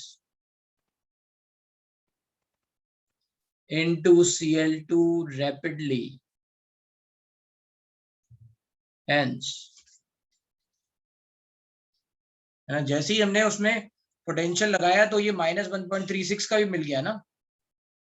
भी जैसे मान लो cell बनता तो कितना होता, -2.06. इसके साथ होगा तो ये कितना हो जाएगा, -1.36 एंड -0.83. ये कितना हो गया, ऐड करके 2.49, 219. जैसे ही आपका इलेक्ट्रोड पोटेंशियल -2.19 हुआ तो ये भी, इसकी भी पॉसिबिलिटी चालू हो गई. इस रिएक्शन का रेट स्लो है तो ऑक्सीजन रिलीज होने से पहले ही काफी ज्यादा Cl2 रिलीज होने लग गया, और ये रीजन है इसका. Cl2 पहले रिलीज हो जाता है. Cl minus started to oxidize into Cl2 rapidly. Hence, इसे, है ना, say that Cl2 will oxidize majorly. तो जब प्रोडक्ट की बात होती है तो फिर हम Cl2 को प्रोडक्ट मानते हैं, मेजर. थोड़ा बहुत O2 भी आ रहा होगा, लेकिन O2 का काइनेटिक्स इतना कम है कि उसको निग्लेक्ट ही कर दे रहे हैं. Getting my point? इतना समझ में आया? यस. Yes, sir. ये एक्सेप्शन की तरह है, ये इसको याद रखना है.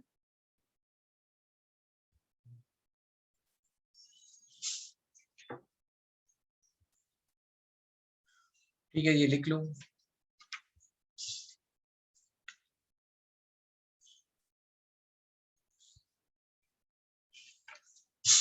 अब अगर मान लो NaCl की जगह NaBr होता तो, या फिर लेट्स से NaF होता तो, मान लो NaF होता तो फिर H2O ही जाता, क्योंकि F काफी ज्यादा है.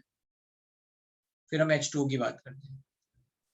या फिर मान लो कहीं पे हम सल्फेट ले लेंगे, लेट्स से Na2SO4 ले लिया हमने, ठीक है.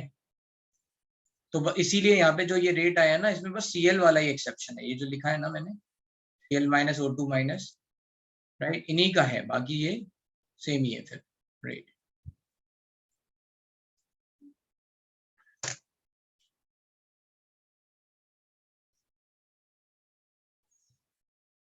कोई डाउट?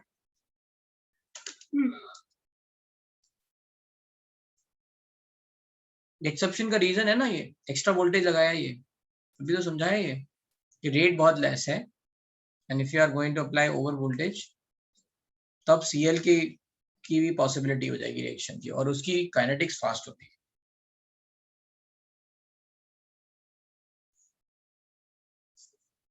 हाँ बोलो पार्थ. सर इस सॉल्यूशन में H+ भी रहेगा ना सर, तो कैथोड में वो कंपटीशन में नहीं लेंगे? नहीं, NaCl वाले सॉल्यूशन में H+ नहीं रहेगा,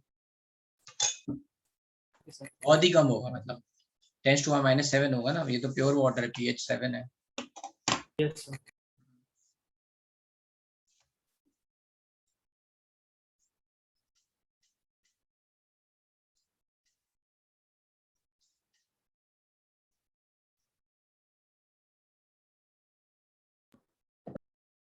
ठीक है, जैसे अब एक्चुअली अब जैसे बी लेट्स से केस 2 ले लेते हैं,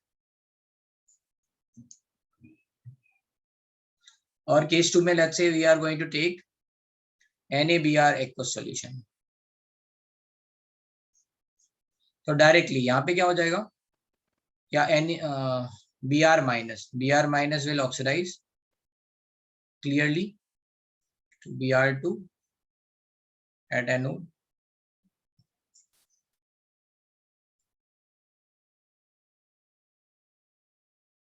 इसकी वैल्यू कितनी है, आपकी रिडक्शन पोटेंशियल वैल्यू है Br2 से Br माइनस इज अप्रोक्सीमेटली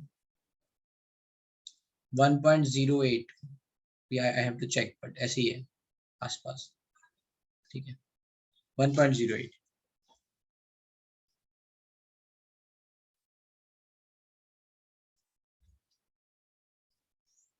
और इसमें वाटर है कंपटीशन में, वाटर हमेशा कंपटीशन में, बट कौन जीतेगा यहाँ पे आपको भी पता है, राइट, ब्रोमीन।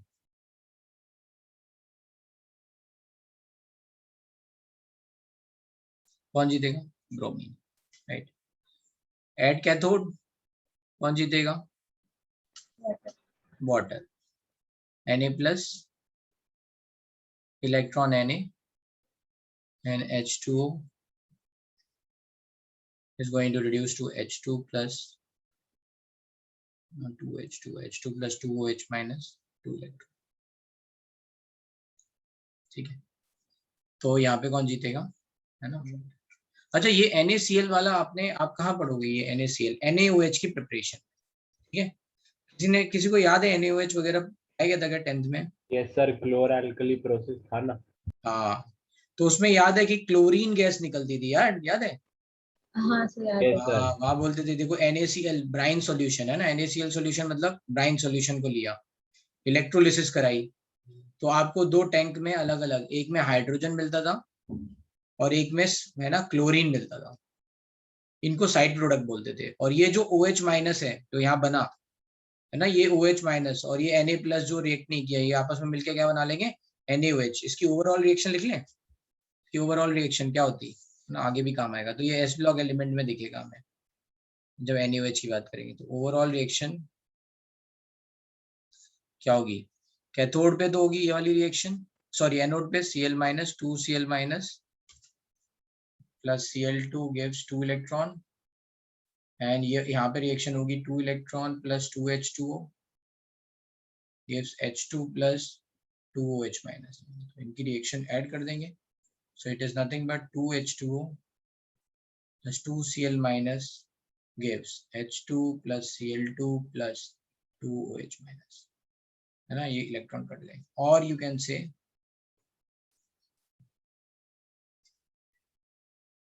ना 2H2O plus NaCl gives H2 plus Cl2 plus 2 NaOH। Clear है, ये ओवरऑल रिएक्शन आ गई। तो उसमें हाइड्रोजन और क्लोरीन निकलता है, ये साइड प्रोडक्ट है, और NaOH क्या है आपका मेन प्रोडक्ट है।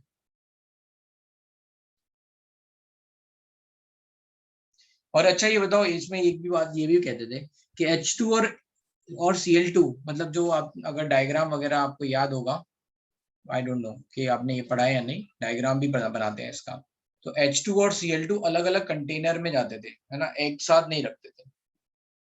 एक साथ रहेंगे तो क्या हो जाएगा, HCl बन जाएगा सर, HCl बन जाएगा, एक्सोथर्मिक रिएक्शन होने लग जाएगी, HCl फॉर्मेशन। ठीक है, अभी तक तो आपने ये एल्केन में पढ़ ही लिया है, क्लोरीनेशन इज एक्सोथर्मिक प्रोसेस। तो हाइड्रोजन और क्लोरीन भी ऐड होंगे तो फिर क्या होगा, एक्सोथर्मिक रिएक्शन रहेगी, तो विस्फोट हो सकता है ना, ब्लास्ट हो सकता है, इसलिए अलग अलग रखेंगे।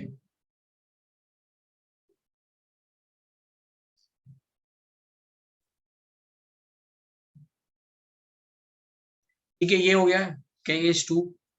केस 3 लेट्स से और पढ़ सकते हैं, जैसे CaSO4 सॉल्यूशन। सर एक सेकंड, जस्ट वो ऊपर वाला दिखा दो ना प्लीज। ये नहीं सर, सर केस 2। देखो इसमें ना रिएक्शन में जानबूझ के लिख रहा हूँ ज्यादा, आप तो देख के ही बोल सकते हो, है ना। मैंने रिएक्शन जानबूझ के लिखी है कि ताकि आपको प्रैक्टिस होती जाए, वरना इसमें कुछ बहुत आसान है। Na+ तो होगा नहीं, वाटर होगा, Br- कुछ नहीं।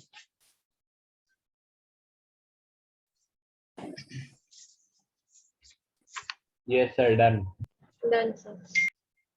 ठीक है, अब बात आती है electrolysis of aqueous CuSO4 solution.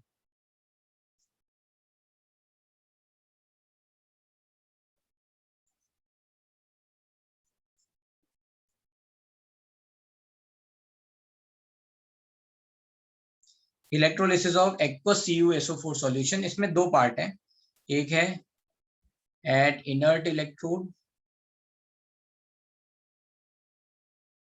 And B है at active electrode,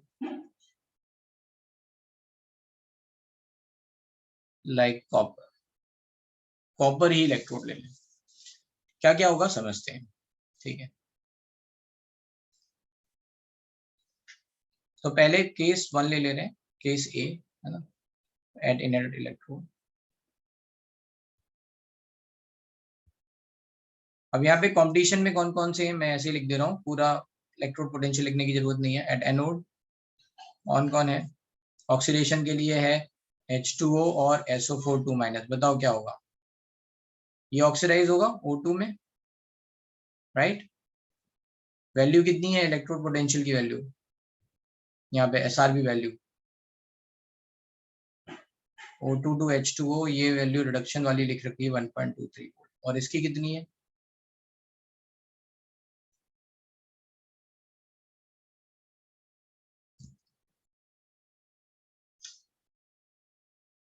S2O8 -2 SO4 -, is 2 volt.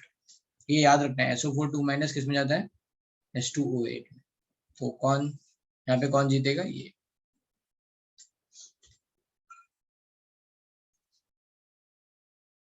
And at cathode कौन कौन है, वाटर एंड CO2+, ठीक है। तो वाटर का रिडक्शन पोटेंशियल कितना हो जाएगा, water is going into H2, that is -0.83 volt, and CO2+ is going to Cu, that is +0.34 volt. कौन जीतेगा, ये, ठीक है। तो Cu is going to reduce and H2O is going to oxidise. तो आपको प्रोडक्ट क्या मिलेंगे, कॉपर का डिपोजिशन होगा और ऑक्सीजन भी मिलेगा। बट अगेन इसमें प्रॉब्लम क्या है कि ऑक्सीजन की, है ना, रिलीज होने की काइनेटिक स्लो है। बट यस, अगर कोई पूछेगा कि होगा क्या, तो हम कहेंगे O2 ही रिलीज होगा, है ना, मेजर। फिर क्लोरीन के केस में ही बस याद रखना है कि वहां पे ओवर वोल्टेज वाला एक्सेप्शन आए, ठीक है। अब इसीलिए यहाँ पे इनर्ट इलेक्ट्रोड ले रहे हैं, बी, सॉरी एक्टिव इलेक्ट्रोड ले रहे हैं। एक्टिव इलेक्ट्रोड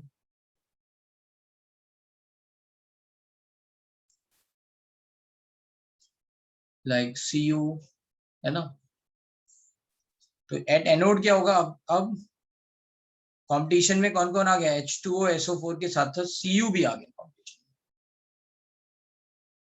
क्योंकि इलेक्ट्रोड खुद में भी पार्टिसिपेट कर सकता है ना ऑक्सीडेशन में, H2O and SO4 2-। देखते हैं इनकी वैल्यूज क्या क्या है, रिडक्शन वैल्यूज। तो Cu से Cu2+ जा रहा है ये, H2O से O2 और SO4 2- से H2O8। रिडक्शन वैल्यूज क्या है, ये E0 Cu2+ से Cu है 0.34 वोल्ट, यहाँ पे है +1.23 वोल्ट, यहाँ पे है +2.0 वोल्ट, ठीक है। अब बताओ इसमें सबसे कम वैल्यू किसकी है, रिडक्शन, Cu की। तो यही कॉपर ऑक्सीडाइज होगा, और एट कैथोड क्या होगा, कॉपर रिड्यूस होगा, कॉपर ही ऑक्सीडाइज होगा, कॉपर ही रिड्यूस होगा। तो तुम सोच रहोगे सर ये क्या मजाक है, मतलब कॉपर को ही ऑक्सीडाइज करना है, कॉपर को ही रिड्यूस करना है, तब से समझाते हैं इसका यूज कहाँ होता है। तो ये क्या होगा, copper is going to oxidise and copper is going to reduce competition में। समझ में आया ये बात, कहाँ यूज होता है इसका, यूज होता है कॉपर मेटलर्जी में। मेटलर्जी ऑफ कॉपर पढ़ाई गई थी क्या, अरे हाँ ना बोल दो ना, आया था सर। पढ़ाई किया था। तो उसमें एक याद होगा कि इम्प्योर जैसे कॉपर होता है ना, तो उससे प्योर कॉपर बनाने के लिए क्या करते हैं, एक बहुत पतला सा कैथोड लेते हैं प्योर कॉपर का, ठीक है। और जो आपने मेटलर्जी से जो भी कॉपर का सॉल्ट बनाया है, राइट, जो भी आपने कॉपर का सॉल्ट बनाया है, जो भी आपने कॉपर निकाला है ना, उसमें कुछ इम्प्योरिटी है, Ag+ भी है, Au+ भी है, ये सब भी है, उसका बड़ा सा एनोड, उसको एनोड बना देते हैं, ठीक है। तो मेटलर्जी ऑफ कॉपर में कैसे यूज होता है, ये बड़ा सा आपका ऐसे जो भी आपने जैसे 99% तक प्योर आपने निकाल लिया मेटलर्जी से, ठीक है, कॉपर, तो उस पूरे इलेक्ट्रोड को और प्योर करना है, अल्ट्रा प्योर करना है, तो एक बड़ा सा ये एनोड उसी मेटल का बना लिया है ना, कॉपर एनोड, ठीक है। और एक पतला सा यहाँ पे है ना, ये प्योर कॉपर एज कैथोड। अब होगा क्या सॉल्यूशन में, ये कॉपर ऑक्सीडाइज होगा, CO2+ में जाएगा, और ये ही CO2+ यहाँ पे रिड्यूस होगा, Cu में चला जाएगा। धीरे धीरे क्या होगा, बाकी सब तो जैसे बाकी सब आयंस हैं वो तो सब रिड्यूस नहीं होंगे, कौन रिड्यूस होगा, CO2+ रिड्यूस होगा। समझ में आ रहा है ना। हाँ। तो यहाँ से बाकी जितने केवल कॉपर जाके ऐसे अल्ट्रा प्योर है ना, 99.9% प्योर कॉपर निकालते हैं।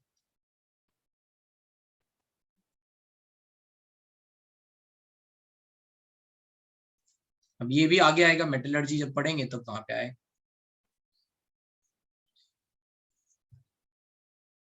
ये समझ, यस, ठीक है, तो समझ में आया, ये इससे जा रहा है, राइट।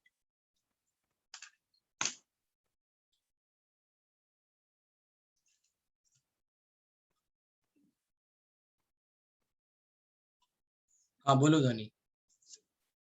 सर अभी जो आपने ये डायग्राम बनाया है, वो एक्टिव इलेक्ट्रोड है। हाँ, तो यहाँ पे क्या हो रहा है, Cu as a active electrode ले रहे हैं, ठीक है, कॉपर एज ए इलेक्ट्रोड लिया, तो क्या हुआ, कॉपर ऑक्सीडाइज हुआ हाँ और कॉपर ही रिड्यूस हो जाएगा। सर, तो इनर्ट इलेक्ट्रोड में क्या होता है? इनर्ट इलेक्ट्रोड में प्लेटिनम लेते हैं, वो पार्टिसिपेट नहीं करता है, प्लेटिनम, ग्रेफाइट, ऐसे कोई भी इलेक्ट्रोड लेते हैं, जनरली यही दो लिए जाते हैं।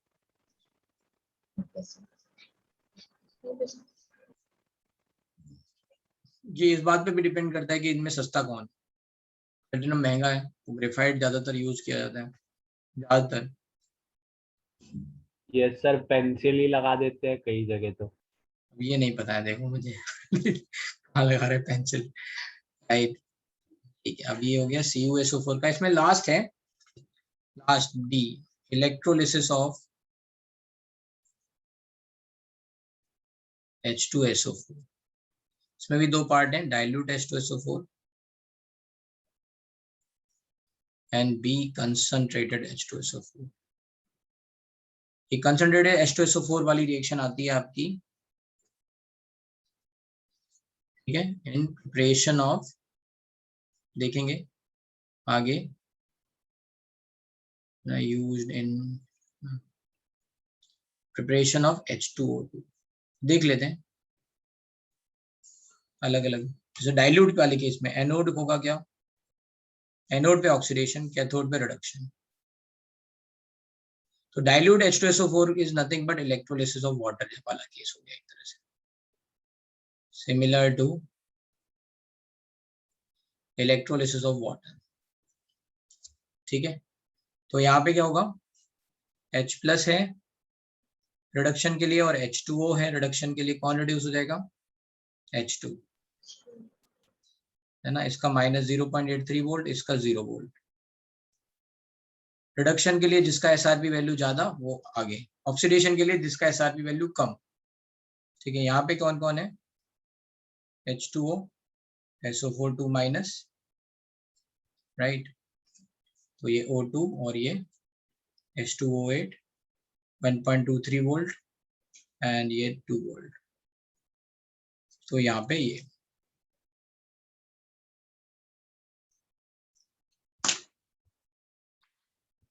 अगर कंसंट्रेटेड H2SO4 है तो ये याद रखना है यहाँ पे, ठीक है। और फिर ये भी मानते हैं कि SO4 2- आयन की कंसंट्रेशन काफी कम है। जब कंसंट्रेटेड H2SO4 है है ना। कंसंट्रेटेड H2SO4 का मतलब क्या है कि H2SO4 के मॉलिक्यूल ज्यादा है, पानी थोड़ा कम है, राइट। इन दैट केस अगर हम इनफ वोल्टेज मेंटेन कर रहे हैं तो आपको याद रखना है इसमें कि कैथोड पे तो ये H+ से H2 ही जाएगा, राइट। बट यहाँ पे याद रखना है SO4 2- is going into H2OH 2-, ये याद रखना है, ठीक है। Just you have to remember concentrated में SO4 2- क्या बनाता है H2OH 2-। तो यहाँ पे कॉम्पिटिशन में आपको याद रखना है कि यहाँ पे SO4 2- आयन के either you can remember like this कि SO4 2- आयन ज्यादा है, या फिर यू कैन रिमेम्बर कि we are maintaining the enough let's say potential over voltage कि यहाँ पे SO4 2- H2OH 2- में जाएगा, क्योंकि आंसर यही माना जाता है, ठीक है।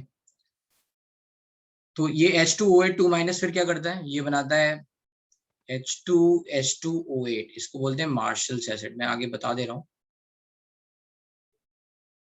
क्या बनाता है, मार्शल्स एसिड। और मार्शल एसिड को पानी में डालते हैं तो क्या होता है,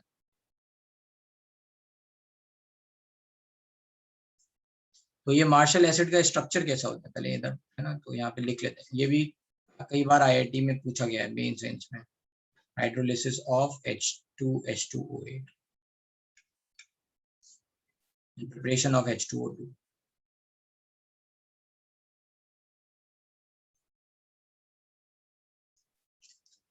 तो हाइड्रोलिसिस ऑफ H2H2OH में याद रखना है कि यहाँ पे स्ट्रक्चर कुछ ऐसा है,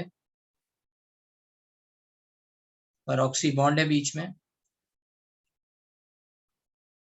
और जब हाइड्रोलिसिस होगी तो ये ऐसे टूटेगा, ठीक है, बीच से नहीं टूटेगा। हाइड्रोलिसिस का मतलब क्या होता है, वाटर का ब्रेकिंग H+ एंड OH- में, तो इधर H+, इधर OH- ऐड हो गया, है ना। अभी तक आप हाइड्रोलिसिस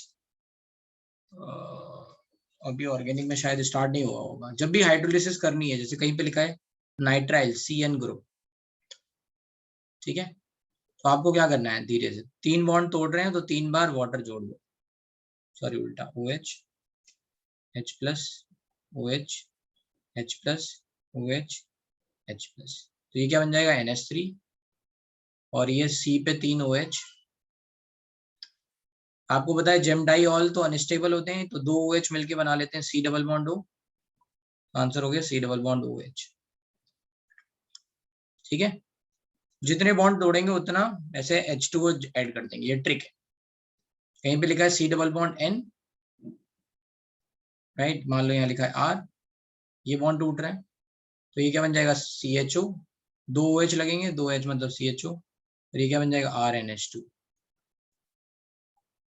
ठीक है। ये बात समझ में आ रही है, धीरे धीरे बच्चे कम हो गए, तो समझा।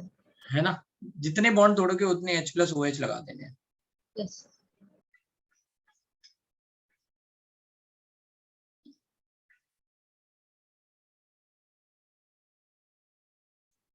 तो यहाँ पे हाइड्रोलिसिस में, राइट, क्या बनता है ऐसा, ये ब्रेक हो गया तो बना क्या, ये तो हो गया H2, यहाँ पे OH जोड़ देंगे तो ये क्या हो जाएगा H2SO4 प्लस क्या बना H2SO5। H2SO4 को क्या बोलते हैं सल्फ्यूरिक एसिड, H2SO5 को क्या बोलते हैं कायरोज एसिड, है ना। तो ये H2SO5 में फिर से H2 डालेंगे, जब अभी हो गया H2SO5,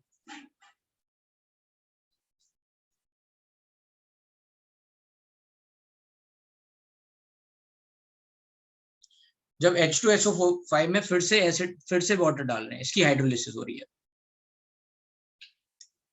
यहाँ H+ यहाँ OH-, तो ये क्या बनेगा H2SO4 प्लस H2O2।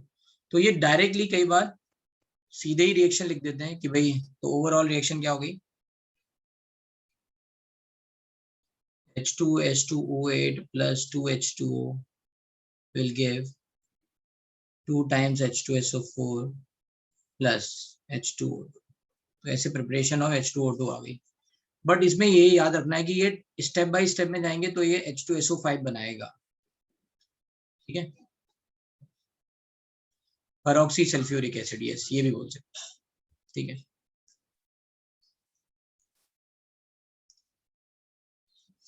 तो यहाँ पे इलेक्ट्रोलिसिस के केसेस खत्म। इसमें क्या बनेगा, जनरली आपको मॉल्टन होगा तो आपको पता चल जाएगा, एक्वस होगा तो देन यू नो कि कौन कंपटीशन में जीतेगा। अभी मैंने आपको बता दिया है, ऑर्डर भी बता दिया है ना।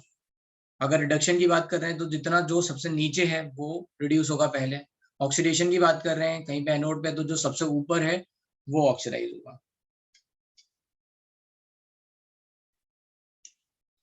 अब इसमें बात करते हैं फेराडेज लॉ।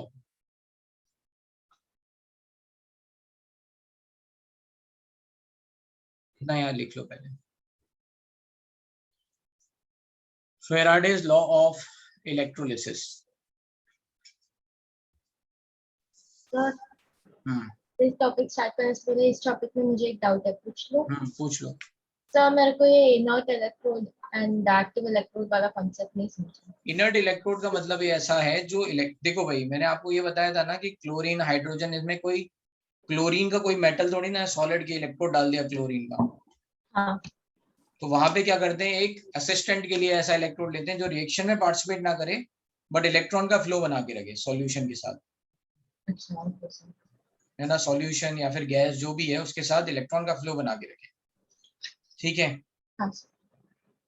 तो उसके लिए हम जो इलेक्ट्रोड लगाते हैं तो वो उसमें यूज करते हैं प्लेटिनम और ग्रेफाइट। ग्रेफाइट क्यों यूज करते हैं?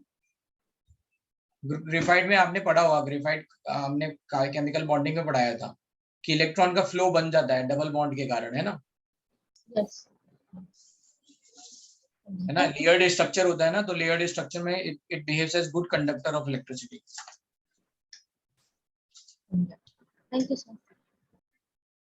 एक्टिव इलेक्ट्रोड कब यूज करेंगे, जैसे पिछले वाले केस में CuSO4 का जब हम देख रहे थे इलेक्ट्रोलिसिस, तो कभी कभी क्या है कि अगर हम एक्टिव इलेक्ट्रोड लेंगे तो वो पार्टिसिपेट करने लग जाएगा रिएक्शन में, तो वो हमारे लिए फायदा हो जाएगा, ठीक है। हमें क्या चाहिए था, हमें चाहिए था कि कॉपर प्योर करना है। हाँ। मान लो ये जो हमें एक किसी ने जो है ना मेटल का एक बड़ा सा ब्लॉक दिया, राइट, और उसमें बोला कि कॉपर जो है 90% प्योर है और तुम इसको 100% प्योर कर दो, कॉपर निकाल दो बाकी सब हटा दो। तो तुमने क्या किया, उस इम्प्योर ब्लॉक को कैथोड एनोड बनाया, उसके कंपैरिजन में एक पतला सा वायर लगाया कॉपर का, वायर भी चलेगा, बहुत पतला सा वायर लगा दिया, इलेक्ट्रोलिटिक सॉल्यूशन में डाला, करंट फ्लो कराना चालू किया। तो क्या हुआ, कॉपर से कॉपर 2+ में जाने लग गया, ऑक्सीडेशन, क्योंकि अभी इलेक्ट्रोड पार्टिसिपेट करेगा रिएक्शन में। हाँ। और फिर जैसे ही Cu2+ सॉल्यूशन में पहुंचा, यही रिड्यूस हो रहा है, तो ये रिड्यूस होना चालू हो गया। तो धीरे धीरे क्या हुआ, सारा का सारा कॉपर यहाँ पे रिड्यूस हो चुका है। अब जो इसमें इम्प्योरिटीज थी वो इधर ही रह जाएंगी, है ना।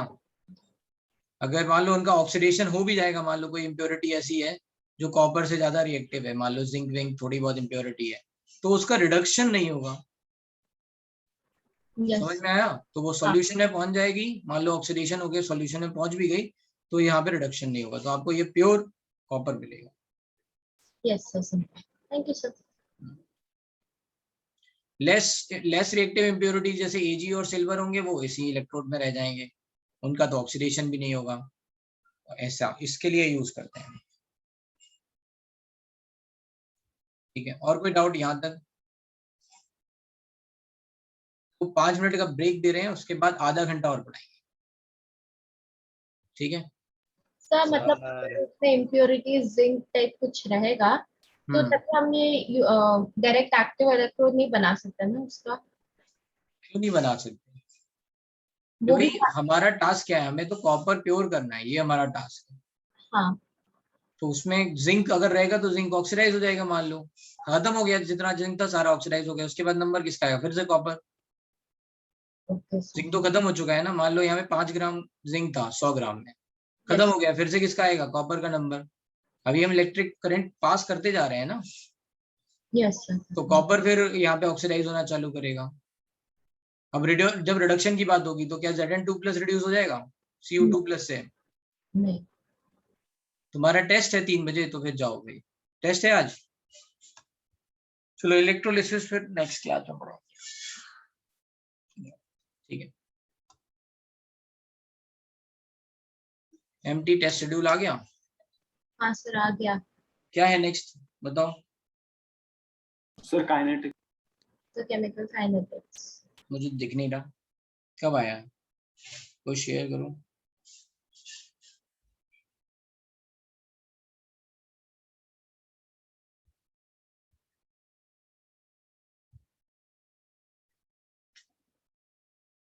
मिल गया मिल गया मिल गया। देखते हैं अब। मेरे को तो मेजर टेस्ट देखना है, मेजर टेस्ट में क्या आ रहा है। मेजर टेस्ट है 10 अक्टूबर को, राइट। उसमें क्या क्या आ रहा है देखो। अब हमको क्या क्या करना है। वॉल्यूमेट्रिक एनालिसिस ऑलरेडी हम कर चुके हैं, इलेक्ट्रोकेमिस्ट्री पे चल रहे हैं, ठीक है। और सॉलिड स्टेट, बस इतना ही करना है हमें। एक सॉलिड स्टेट और चैप्टर खत्म करना, ठीक है। तो इलेक्ट्रोकेमिस्ट्री हमारा आधा हो गया है, तो मेरे हिसाब से हो जाएगा। अब लोग तो आई थिंक इलेक्ट्रोकेमिस्ट्री खत्म कर देंगे। अगर 2 वीक है ना हमारे पास, अभी 3 वीक है लगभग। नहीं, ये वीक तो गया, खत्म हो गया, उसमें क्लास नहीं है।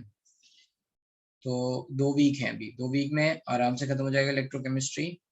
और फिर 1 मंथ है, 1 मंथ में तो सॉलिड स्टेट आराम से खत्म हो जाएगी। यस, तो आपका इनफैक्ट सितंबर तक ही ये सब खत्म हो जाएगा, सितंबर, मिड सितंबर तक खत्म हो जाएगा। और सर को कराना है aromatic hydrocarbon alkyl aryl alkyl halide, ये भी खत्म हो जाएगा क्योंकि SN1 SN2 में आसानी से। सर क्या पढ़ा रहे हैं अभी? एरोमेटिक हाइड्रोकार्बन खत्म मैथमेटिक्स कर रहे हैं सर। खत्म हुआ या नहीं? नहीं सर, चल रहा है। चल रहा है ना, ठीक है, हो जाएगा वो भी। और इधर आपके टेस्ट कब क्या क्या क्या आ रहे हैं? केमिकल काइनेटिक्स आ रहा है अभी 22 तारीख को, तो ठीक है, आपने करा हुआ है। हाइड्रोकार्बन आ रहा है, फिर वॉल्यूमेट्रिक एनालिसिस वो भी आपका हो चुका है। तो कुछ नहीं इसमें, बस इसमें कोई काम कोई नहीं है, ठीक है। चलो वॉल्यूमेट्रिक एनालिसिस के अभी आप लोग अब इनके डाउट ले लेंगे, जैसे इलेक्ट्रोकेमिस्ट्री खत्म करेंगे तो ले लेंगे अभी, ठीक है। हाँ, काइनेटिक्स का कुछ डिस्कशन पेंडिंग है। यस यस, पेंडिंग तो है थोड़ा बहुत। शायद एक exercise board Windows to JEE Main या गेट इक्विप टाइप कुछ पेंडिंग है। सर फाउंडेशन बिल्डर ही किया हाँ, अभी फाउंडेशन एक्स्ट्रा बिल्डर क्लास नहीं है, सोहम यू कैन गो। हाँ, क्या? सर फाउंडेशन बिल्डर से डिस्कस किया था सर। देखो मैं बताता हूँ, रुक जाओ, क्या क्या हो चुका था।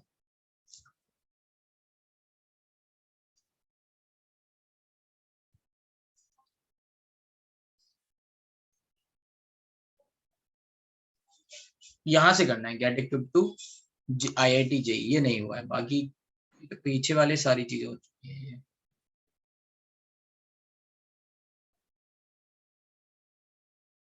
एडवांस लेवल, अच्छा एडवांस लेवल सब्जेक्ट आपने किया नहीं था उस टाइम पे, ओके।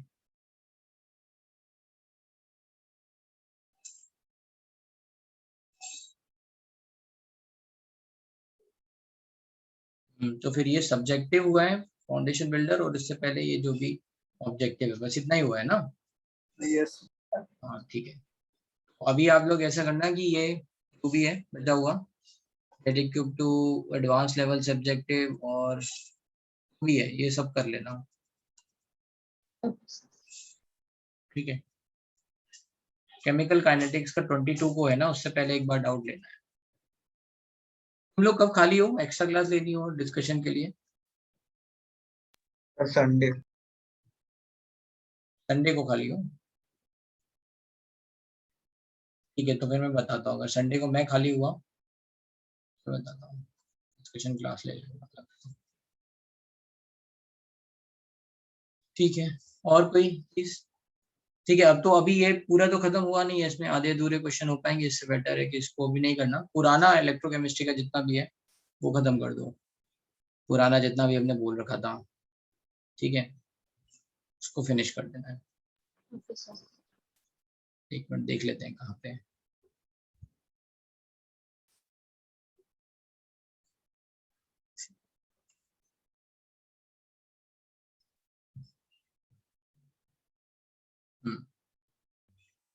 तो इसमें तो हमने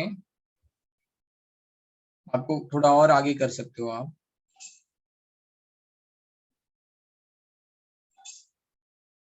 फैराडेज लॉ से पहले यहाँ 70 तक कर सकते हो, 70।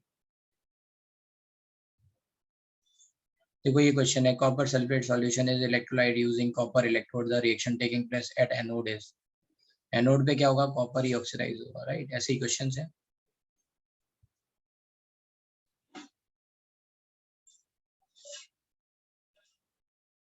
ये इलेक्ट्रोलिसिस वाले क्वेश्चन हो जाएंगे, उससे पहले ये क्या है, ये भी हो जाएंगे। ये जो भी बचा है ये कर लेना है, एप्लीकेशन ऑफ जैसे सेल पोटेंशियल।